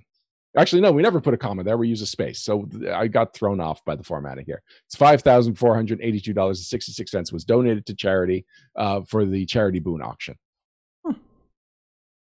Largest ever online interactive special with 65 tables for Starfinder Society 3-0 and 70 for Pathfinder Society 2-00. That's pretty cool. There was 33 hours of streaming at the official Paizo Twitch page. V, you're very aware of this. Mm-hmm. Well, and Perram too. Actually, I guess we were all on the KDCon team, but the two of you are far more aware of that than I am. Yeah. Yep. Perram sat through it all, and I edited it all to go up online. Thank you. Thank you so much, V. No problem. And the final fun thing is that somebody recreated the Gen Con exhibit hall in Minecraft. Yeah, that was kind of crazy. I love it. Yeah, if you haven't seen it, there is a Geek Native article about it that shows a good couple of shots about it. Somebody clearly put a lot of thought into it and knew the area very well, and it was fun to just kind of click around and look at the different pictures, because I did not get in the Minecraft server. That's just not my area of geek, unfortunately. But I appreciate that the people who that is their area of geek, they really geeked out on it. I could almost feel my shins getting hit by a rolling bag. Perram, tell us about your room.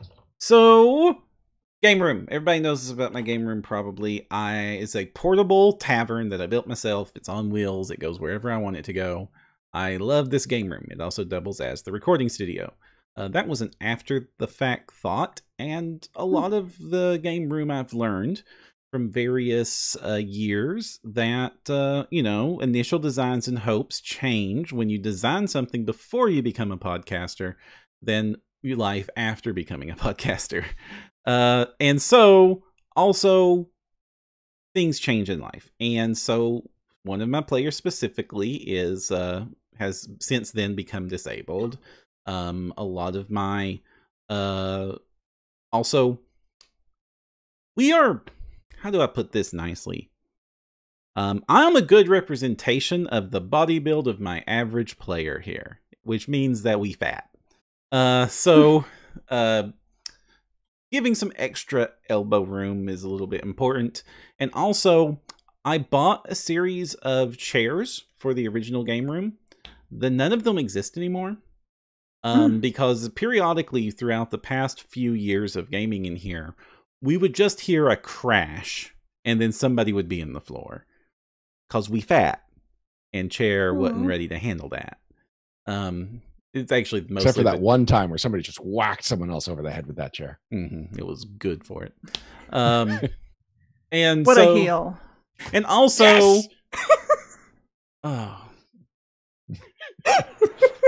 Also, I kind of want to make this place a little bit more podcast friendly in different ways, not just room for me to do the podcast, but I would like to be able to expand some of the offerings I can do from this room. I would like to actually stage it up with plans for where lighting would be if I were to be showcasing a game or doing an unboxing or having an episode of the show where we actually did something on a table. And so I have drafted up some ideas for doing that. And I will need a moment when you start talking to me, Ryan, to get that visual aid, because I forgot where I put it, because I actually prepped an area. But the main idea is that, and I know you do not like this idea, but and I know why you don't like this idea too, because they were mine originally too.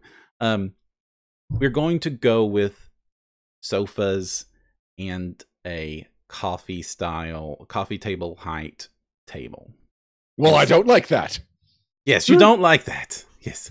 I measured it all out. I measured everything out. I've got plans to build a brand new table from scratch that's going to be designed for this, which I can do because I do carpentry and I can make tables and they're awesome.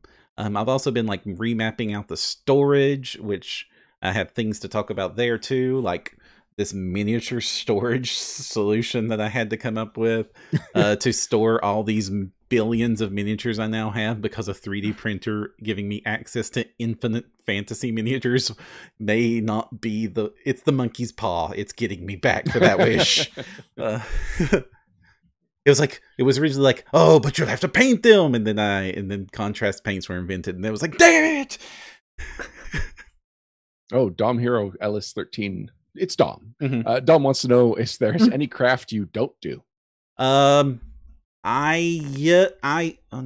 do know how to needlepoint. Pixel art? Quilling? No, I learned how to do quilling too. Pixel art, I do pixel art. Of course you do. Pottery. I am not any good at floral arrangements. There you go. Have you tried? No. I bet you can arrange the hell out of a flower arrangement. All right, taxidermy. All right, buy me time to get the chat. Buy me some time to find that file. So the next time that we see you in person at a convention, we should bring you a bunch of different assorted flowers and assorted vases and ask you to make 3 separate flower arrangements using all the materials. And then we'll put them up on the site and see if our audience, if everyone can judge on whether or not you're good at flower arranging.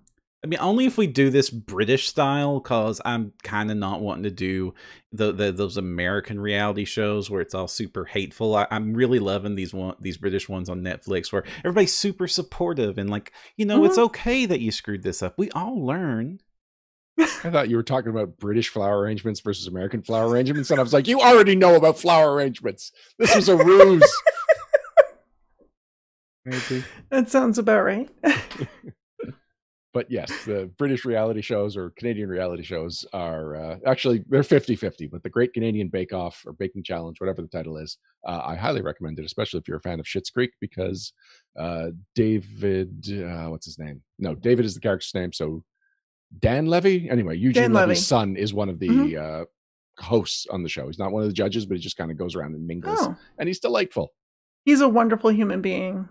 He is. Did you see the Eugene Levy Lifetime Achievement Award?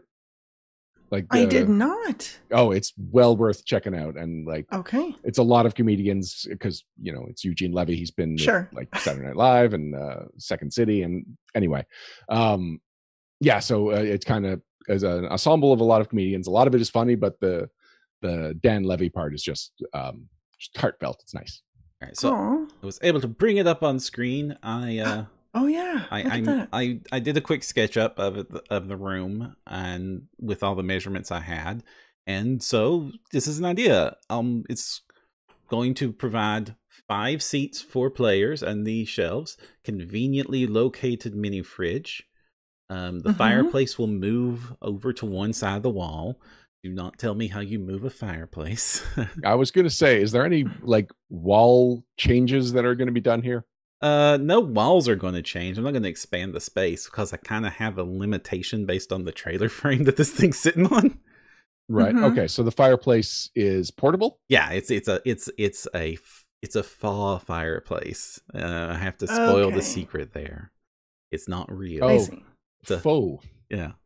It's what is faux? A faux. F-A-U-X? F-A-U-X. Yeah. Yeah. So is it basically a big electric heater that looks like a fireplace? That's exactly what it is with the little flames. Does it have the fans under the ribbons? Yeah, so that they go like that? No. It's got the multi-layer parallaxing animatronic flames instead of the ribbons. Wow, that is fancy. Mm-hmm. Does it generate enough heat to melt this more? It will melt a chocolate bar sitting on my desk. It gets so hot in here if I don't keep a track of it. Then that's a fireplace. That's a fireplace. Yep. But I like it. And one of the key things here is that it's going to have a nice, humongous game table. which is actually about almost exactly the size of this one here. So there's more than enough room in this room for it. But down, not quite down as low as typical coffee tables, because sitting at a couch, you don't want to deal with the leaning over, the trying leaning ups and stuff. So I measured out various... Okay, so I had a whole bunch of people sit in a couch, and then I measured up the convenient heights, and I placed things at different heights to measure what was more comfortable, what height the table would have to be so that you could still play at it.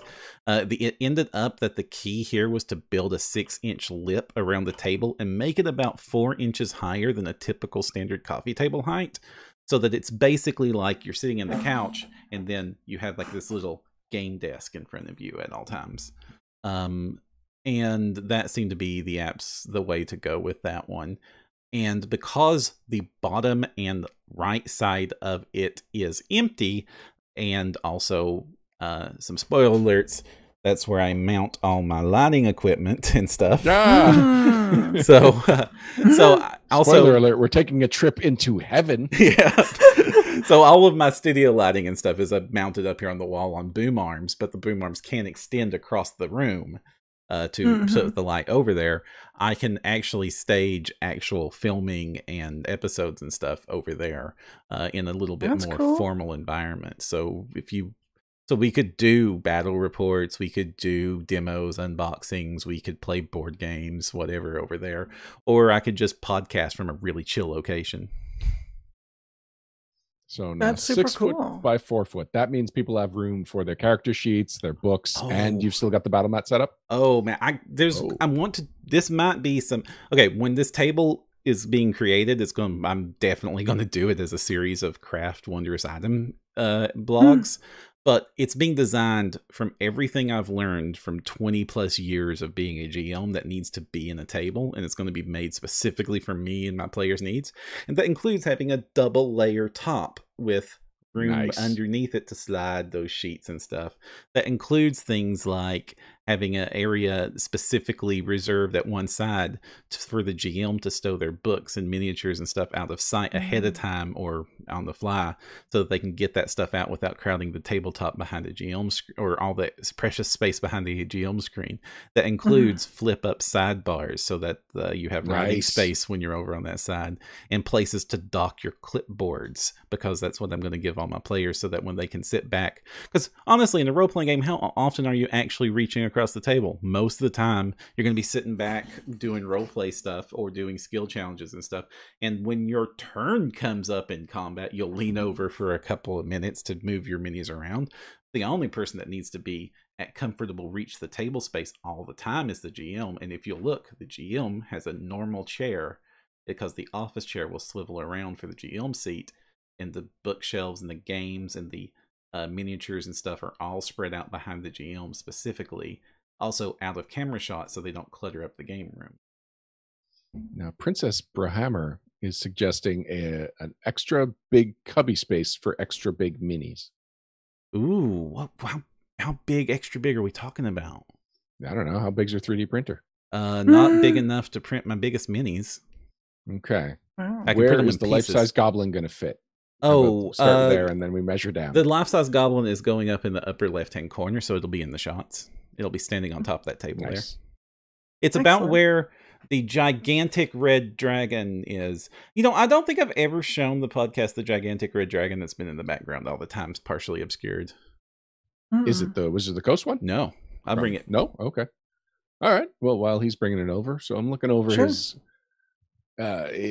blueprints here. Now, that space that's going to hold the goblin, I'm very curious about it, because it's the only thing in the room other than seating that is not labeled. So what is this mysterious side table that he's got over there?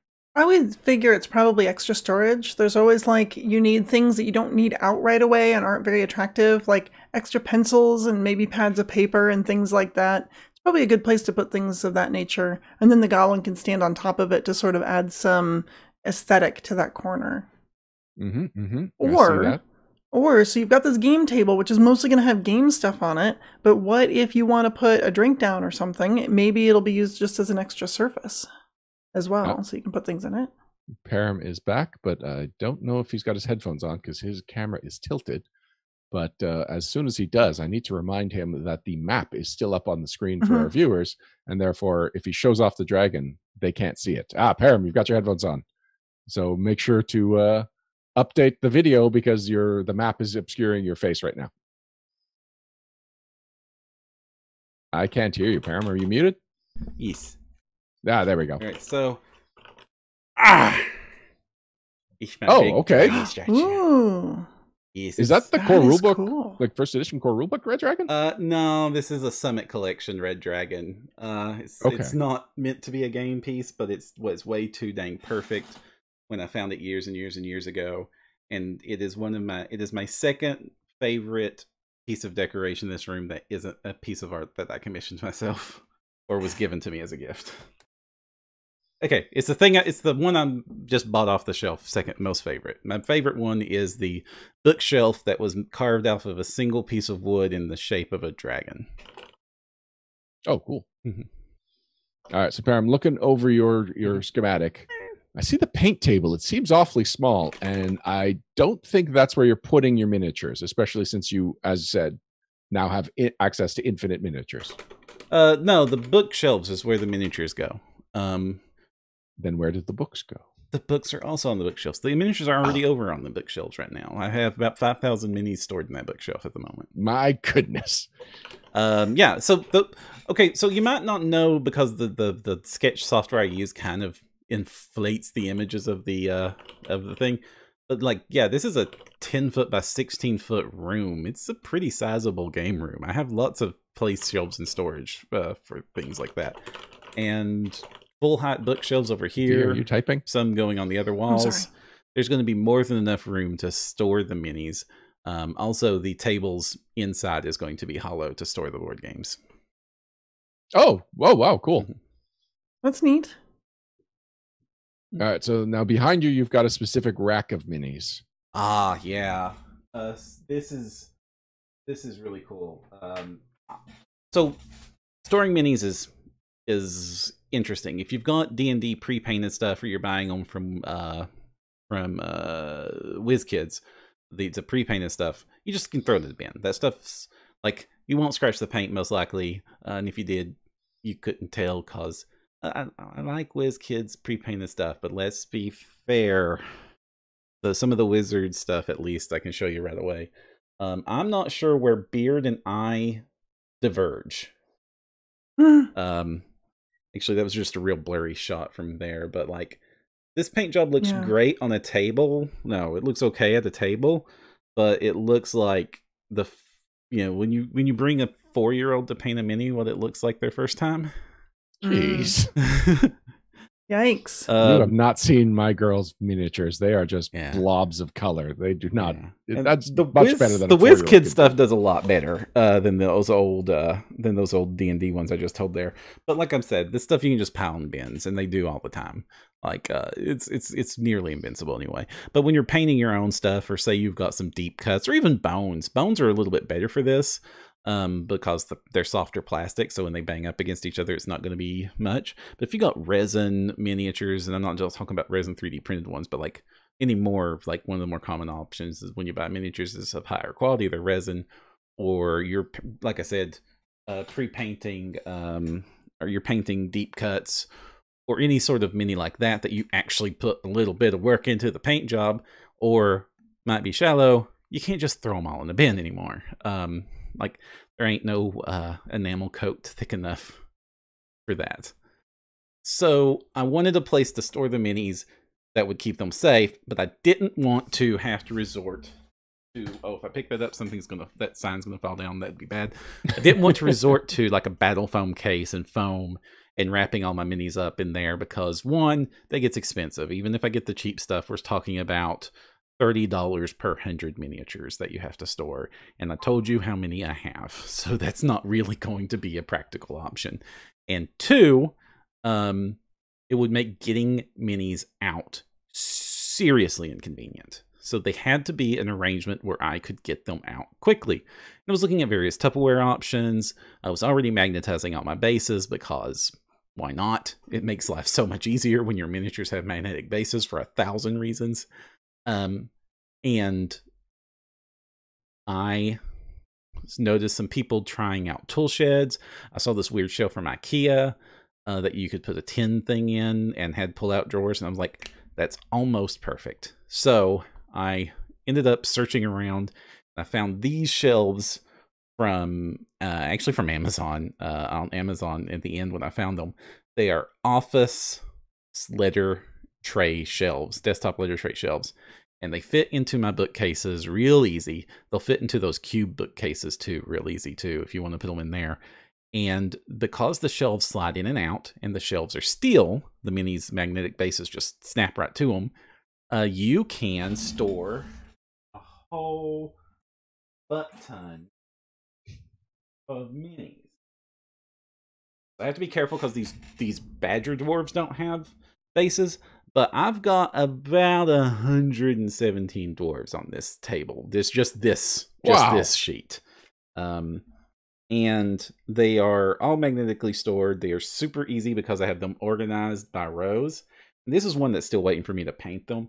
I've got my painted ones on there too. And even the ones that aren't magnetized, it's still a graded bottom, so it's not like a slippery bottom, so they don't fall off with shaking it a little bit like that. So they slide in and out real easy. I can get access to the ones I need.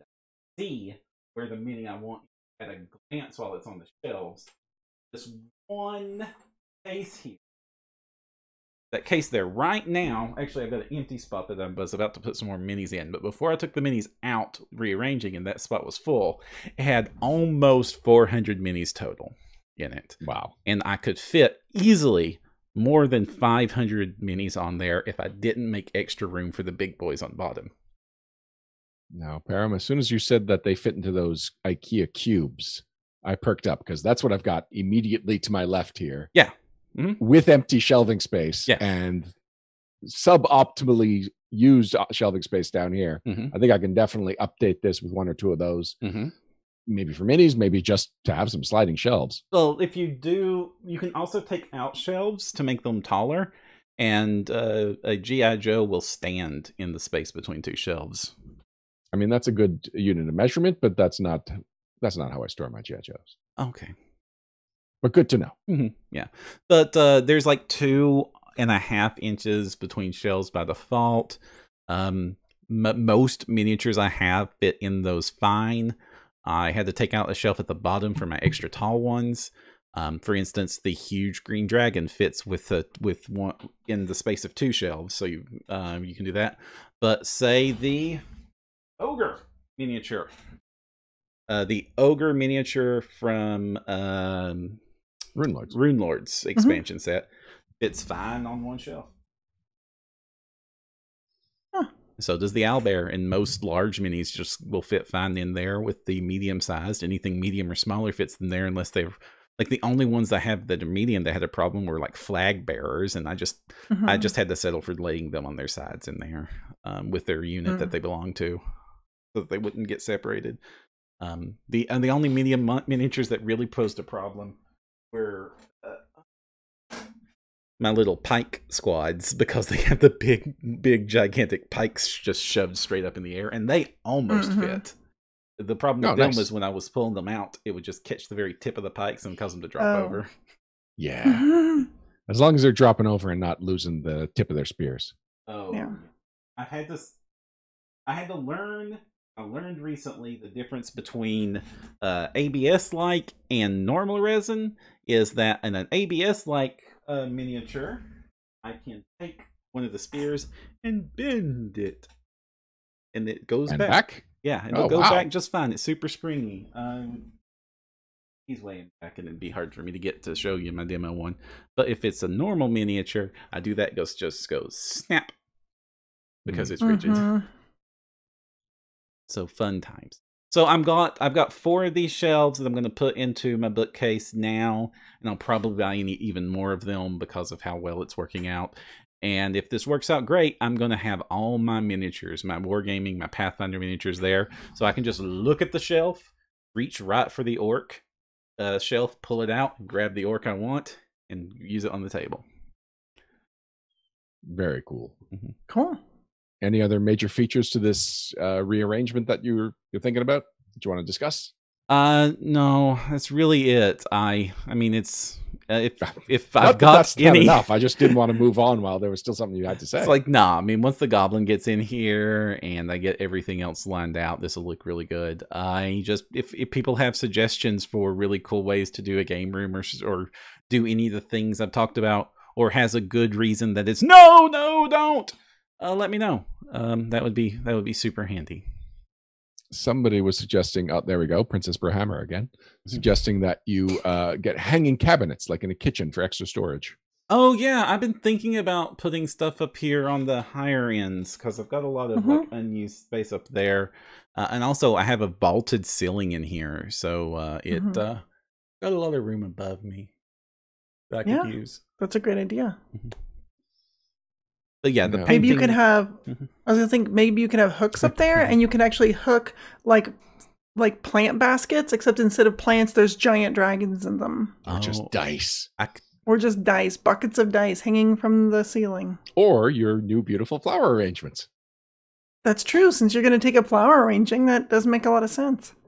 So not just stage lighting up there. I mean, if you hang something near the stage lights and it catches fire, maybe it should just be stage lighting. Maybe it should just I'll blame the goblin. Lights. Or create horrible shadows. Ooh, Fattest Frodo was saying the dragon on a horde of dice in a bucket. In a bucket. Missing also, Gen Roll Con. for Combat is suggesting you just get a bag of holding. I mean, why didn't you think of that, Perram? I have 4 of them over here. It doesn't seem to work out that great. Whoa. This one's my favorite one, but it's not going to hold. That's the messenger bag? Yeah, it's just the old messenger bag one. Oh yeah, I've got from Think Geek. That's the one I got. I saw one they did that was like blue dragon scales version of that exact same pattern. And like I didn't know they made it, and one of my friends has it, and I'm just like so jealous. That's really cool. Now, what about some kind of Rube Goldberg machine dice tower? Okay, I don't like dice towers. You know that. I think they just waste desk space for no reason. Yeah, that's fair. Oh, V? I think so too. Oh, okay. Yeah. Dice tray makes sense. Dice tower. Dice tray is all right. Why? They're just big and you knock them over and then they fall and the dice get stuck in there and you're like, wait, I don't know what I rolled yet. It's stuck. Let me spend 5 minutes getting it out. And it's like, just don't use the tower. Yeah. My Wormwood dice tower and tray is one of the most expensive accessories I've got. And the dice just go flying out of the tray. It's almost useless. Yeah. And no. It doesn't show up unless... specifically when I'm playing at Will's, because he's got like a trench in the middle of his table, and so I'm able to wedge it in a corner, and so it'll come down and then it'll stop there, and it doesn't roll all over the place, and it's a little more convenient in that setup. But like I used to use it for Adventurous. Now I've just got my tray. The path. Like I dislike Dice Tower so much that when we went into playing Hero Quest online, and that when we played it for that recording, and you didn't see it because the first time I played Hero Quest in there, I tried to use the dice tower that they put in Tabletop Simulator, and my dice got stuck in it and wouldn't. and so I was like, "This is why I don't like dice towers." It's so realistic. And I had to change the mod to throw that dice tower out. That's funny. What do you do? Pods ascend to Sargava. Good luck. So we are coming up on the end of the episode, but V, I'm curious, what is your gaming space like? You don't have the same amount of living space as Perram does. I could show you, but my computer is under the desk, and these days I play online 99.9% of the time. When we had just moved to New York State, I hadn't yet found a local gaming group. I was still sort of making sure we were unpacked and everything was going good. And that was about 6 months of time before COVID started and we locked down completely. So all of my gaming is done online, which has been a really interesting change for me because it used to be that the odd game I would play on Roll20 or something. And now it's 100%, which it probably is for most people because of the pandemic. But I don't know. I'm really getting used to it. So I'll probably just continue gaming online pretty exclusively. If some time frees up in the future, though, I would like to get back in person. So I mean, it takes more than just time to free him up. Oh, well, it takes other people, so. It takes that alternate reality we were talking about earlier. See, this is why I'm doing my game room with a studio, so I can just beg some audience members to play a game with me. I want to play with actual minis. Please tell me where to move the ogre. I have all my actual gaming supplies, like my live in-person ones, just sort of stacked up in the corner of my office space here, which is a little sad. I would show it to you, but it's a mess, so you just see my green screen. That's fair. I do like what Dustin is suggesting in chat, and that is that we do No Direction room tours. Or as Dom calls it, KD Cribs. It's a good excuse for me to finally clean my office, so, there's that. So I think we're about ready to wrap things up. We'll go to the shout outs, and then we'll remind people about the Patron's Private Sanctum. You playing the song, Bear? Okay. Dang it. Wait, what? Oh, hey, look. We're seeing how the sausage is made. Okay, sorry. Wrong buttons. I just rearranged. Wrap-ups and shout-outs. Wrap-ups and shout-outs. Wrap-ups. Wrap-ups and shout-outs. And we're back. Thank you for joining us for episode 231 of No Direction, the No Direction Network's Pathfinder News, Reviews, and Interviews podcast. Thank you for joining us, V. It was a fun interview, a lot of cool energy, and a lot of great insight into the Legendary Kineticist, which is a class that I think everyone should check out because it, frankly, if that's the only class that there was in second edition, that is still enough for everyone to make an original character and have a lot of fun with it. Yeah, I think I even put in the intro part some suggestions if you wanted to create an all-kineticist party in a world where, I don't know, there were elemental-based nations or something. Honestly, this is going to be the gold standard I am going to be measuring all second edition third-party class books from. Really? Yeah. Oh, thanks. Yay, V. Seriously, congratulations. It was an accomplishment. Yeah. Oh, Perram. I'm sorry, I broke thee. No, Before we go, really sweet. Before we go, I think we've all got a thing or two that we want to shout out to, bring it to people's attention to, things Pathfinder related, things that we just think are cool. And I do want to start, I want to get in the habit of shouting out to cool blogs that have been showing up on the No Direction website, because No Direction's putting out 10 blogs a week. I don't know. It's 12 blogs over 2 weeks. It's we're doing great, and I know that I've been shouting out to Dustin a lot lately because he did that whole series on the Summoners, but today's blog was above and beyond. It was a review of every scenario in the last season of Pathfinder Society. It's the longest post I think we've ever posted on the website. It is well done, well thought through. Dustin really did put a lot of time and effort and thought into it. And so if you are interested in GMing for the Year of the Open Road, definitely check this out, and it'll give you some good pointers on which way to start, and also some content warning for anything that you might want to avoid depending on your group's taste. I am so glad that we have Dustin on the network. He has been amazing, especially lately. Listen, everybody on the network is pretty awesome. Yeah, and I say that absolutely. I could say that for without almost exception. Everybody. No, absolutely everybody. But Dustin specifically has had some really good blogs lately, and he has the benefit of being a Wednesday blogger, and so it's the one that's freshest on my mind. So I've got to actually make an effort not to give Dustin the shout out next week. Or I guess. Hear that, Dustin? Have an off week, please, so the rest of us can do something cool. But another shout out is that the Gen Con online coverage is done. It wrapped up on Tuesday. So V, Perram, you did a great job. It once again feels like Gen Con was forever ago, but this was a really efficient Gen Con turnover for the recordings. What is it, 30 seminars, V? Oh gosh, I don't have the count anymore. But yeah, there's quite a few of them. Yeah, and I've developed a system that makes it a lot faster though, and I think saves a lot of time. So I basically do it assembly line wise, where I just do all of step 1 and then all of step 2 and then all of step 3 for the whole thing. So it takes a little bit of ramp up time, but then once they're done, it's and they're all scheduled.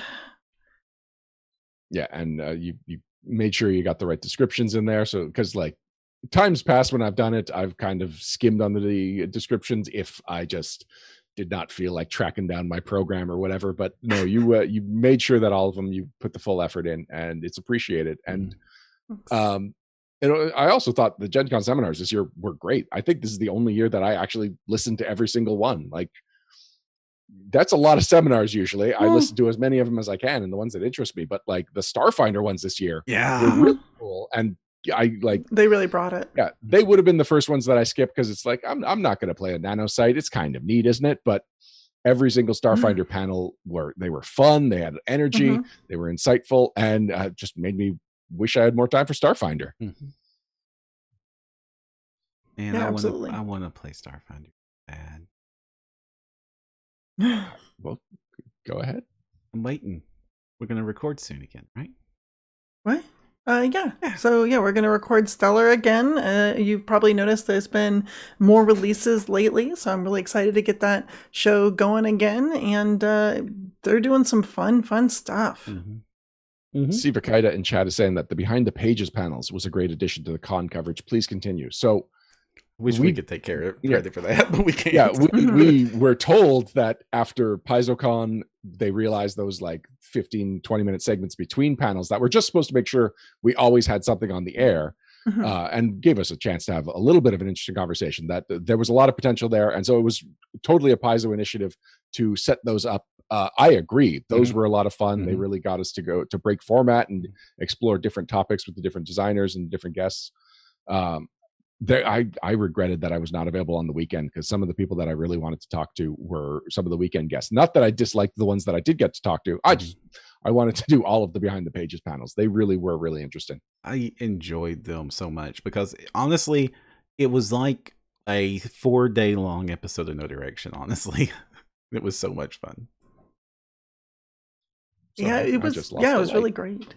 Oh no, we can still see you though if it's any consolation. I'm just going to go with my room lights, even if I'm a little shadowy. Should I start messing with my light just because that's fashionable these days? Yes, please do, V. Can you put a filter on it? But what do you look like if you had a purple sheen? I can put it on blue, and it's completely the wrong color temperature. Oh, you do not look good. Are you okay? No. You look And then sick. there's just white where I'm just washed out. Woohoo! Color temperature, lighting, technology. Mine's set for 5200K right now. I don't know what that means. Wow. I just turn a dial. It's really blue.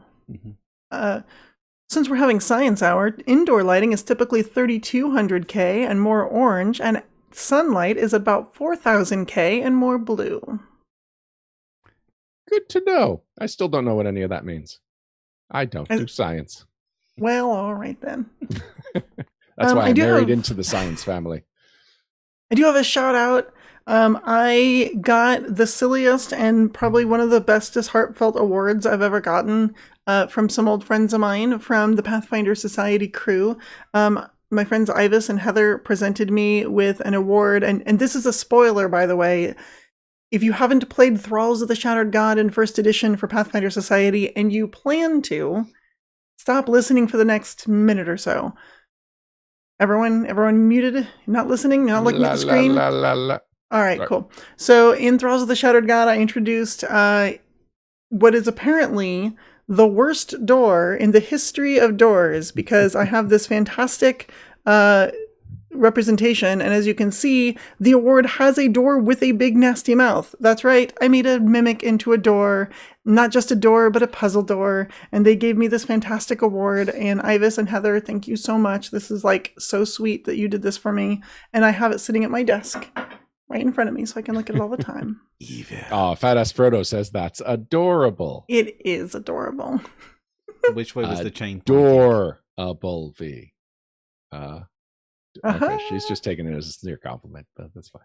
I get it. Adorable. I laughed. Perram, there was a Kickstarter or something you wanted to shout out to? Huh? Something related to the game room? Mm-hmm. Something related to game tables? No, I didn't want to shout out to it because, Oh. but hey, I can't. I'm not shouting out this because I don't want to endorse it. It's not that I don't want to endorse it. I don't have a relationship with these people, and but Wormwood's doing a crazy Kickstarter right now where they're doing a game table as low as like $300, which is insane for a Wormwood game table. Jeez. And but like right now, it's like the wait list because it's been so successful. You'll get it, you know, before the heat death of the universe. Mhm. Will you, though? There's only 5 months left this year. Oh my gosh. Okay, that was funny. Thank you. Oh, that explains all the laughter. God. All right, I'm just going to finish off my shout-outs. Logan Bonner, I already talked about the Panoles, so you can check that out on Drive-Thru-RPG if you are interested in some kind of anthropomorphic possum. Why wouldn't you be? And even if you're not, it just seems like it's a great way to check out Logan Bonner's sense of humor and personality, because I don't think I've ever seen him put out just something of his own. So whatever it was about the Panoles that he was like, the world needs this, it's obviously something very special to him. And just to wrap things up, normally I do a podcast shout out. I've got a lightning round because I've got a couple of them in a row that I don't listen to regularly, but are worthy of bringing attention to. One of them is Fake Doctors, Real Friends, which probably doesn't need my shout out, but it's Zach Braff and Donald Faison are going through. They're doing a Scrubs watch through, and they're doing commentary on it. And the only episode I've listened to is the Brendan Fraser episode, because I look like Brendan Fraser, and therefore I am Brendan Fraser in a lot of ways in my head. And so when I hear that he's going to be on an episode, I will download it specifically for my own vanity and because I do actually enjoy him. He is a funny actor and a great person. Are Perram, you you're making a face. secretly Brendan Fraser? Is this like your side gig? Maybe. When I'm not destroying my back doing mummy movies. Oh, ouch. I mean, working without a stunt double on the hanging scene was a crazy stunt, man. Much impressed. Yeah, that did not go as it was intended to. But you still got 2 more movies after that. Like 2 more mummy movies. All right. Next up, the Nickelodeon Animation Podcast. So this is one of a couple of different animation podcasts I have. The other one I shouted out to was Drawn, which is the one I recommend further because it was like a documentary series. Whereas this one is just interviews with individual creatives involved in different animation. And even though it's the Nickelodeon podcast, it's produced by Nickelodeon, but it's actually got guests from all kinds of different shows and whatnot. So yeah, I've cherry picked that. I've listened to a couple of different episodes. This one has been put way in the back while I was listening to all the Gen Con stuff and while I keep up with the No Direction content. But now that Gen Con stuff is done and I might actually need some new podcast content, I might check out, see some of the backlog and see what else I haven't listened to there. Cool. And finally, it's Nights at the Game Table, which is like... So it's a board gaming podcast and it's put together by somebody who works for CBC Radio. CBC is the Canadian broadcast company. And it's a podcast that has come and gone 2 or 3 times and he keeps relaunching it with different formats. And so he's had the one of the band members of the Bare Naked Ladies was on there just talking about pinball machines, but otherwise he's had people in the board game community talking about like how you can apply board gaming as a teaching technique. It's like it's more fascinating what you're going to get with the next episode of Night at the Game Table than it is like something I'm super into. I like the chaotic nature of it because it's well produced. It's clearly thought out, but the thought changes every couple of episodes. So that's it for my podcast shout out lightning round. I think by the end of the year, I may shout out to every podcast in my podcatcher. Wow, that's really cool. We'll see. I do listen to a lot of podcasts. All right, we're ready to wrap things up. We are. Until next time, I'm Ryan Costello. I'm Jefferson J. Thacker, also known as Perram. Beat. Oh, I'm Vanessa Hoskins. And if you want to find the path you need, No Direction.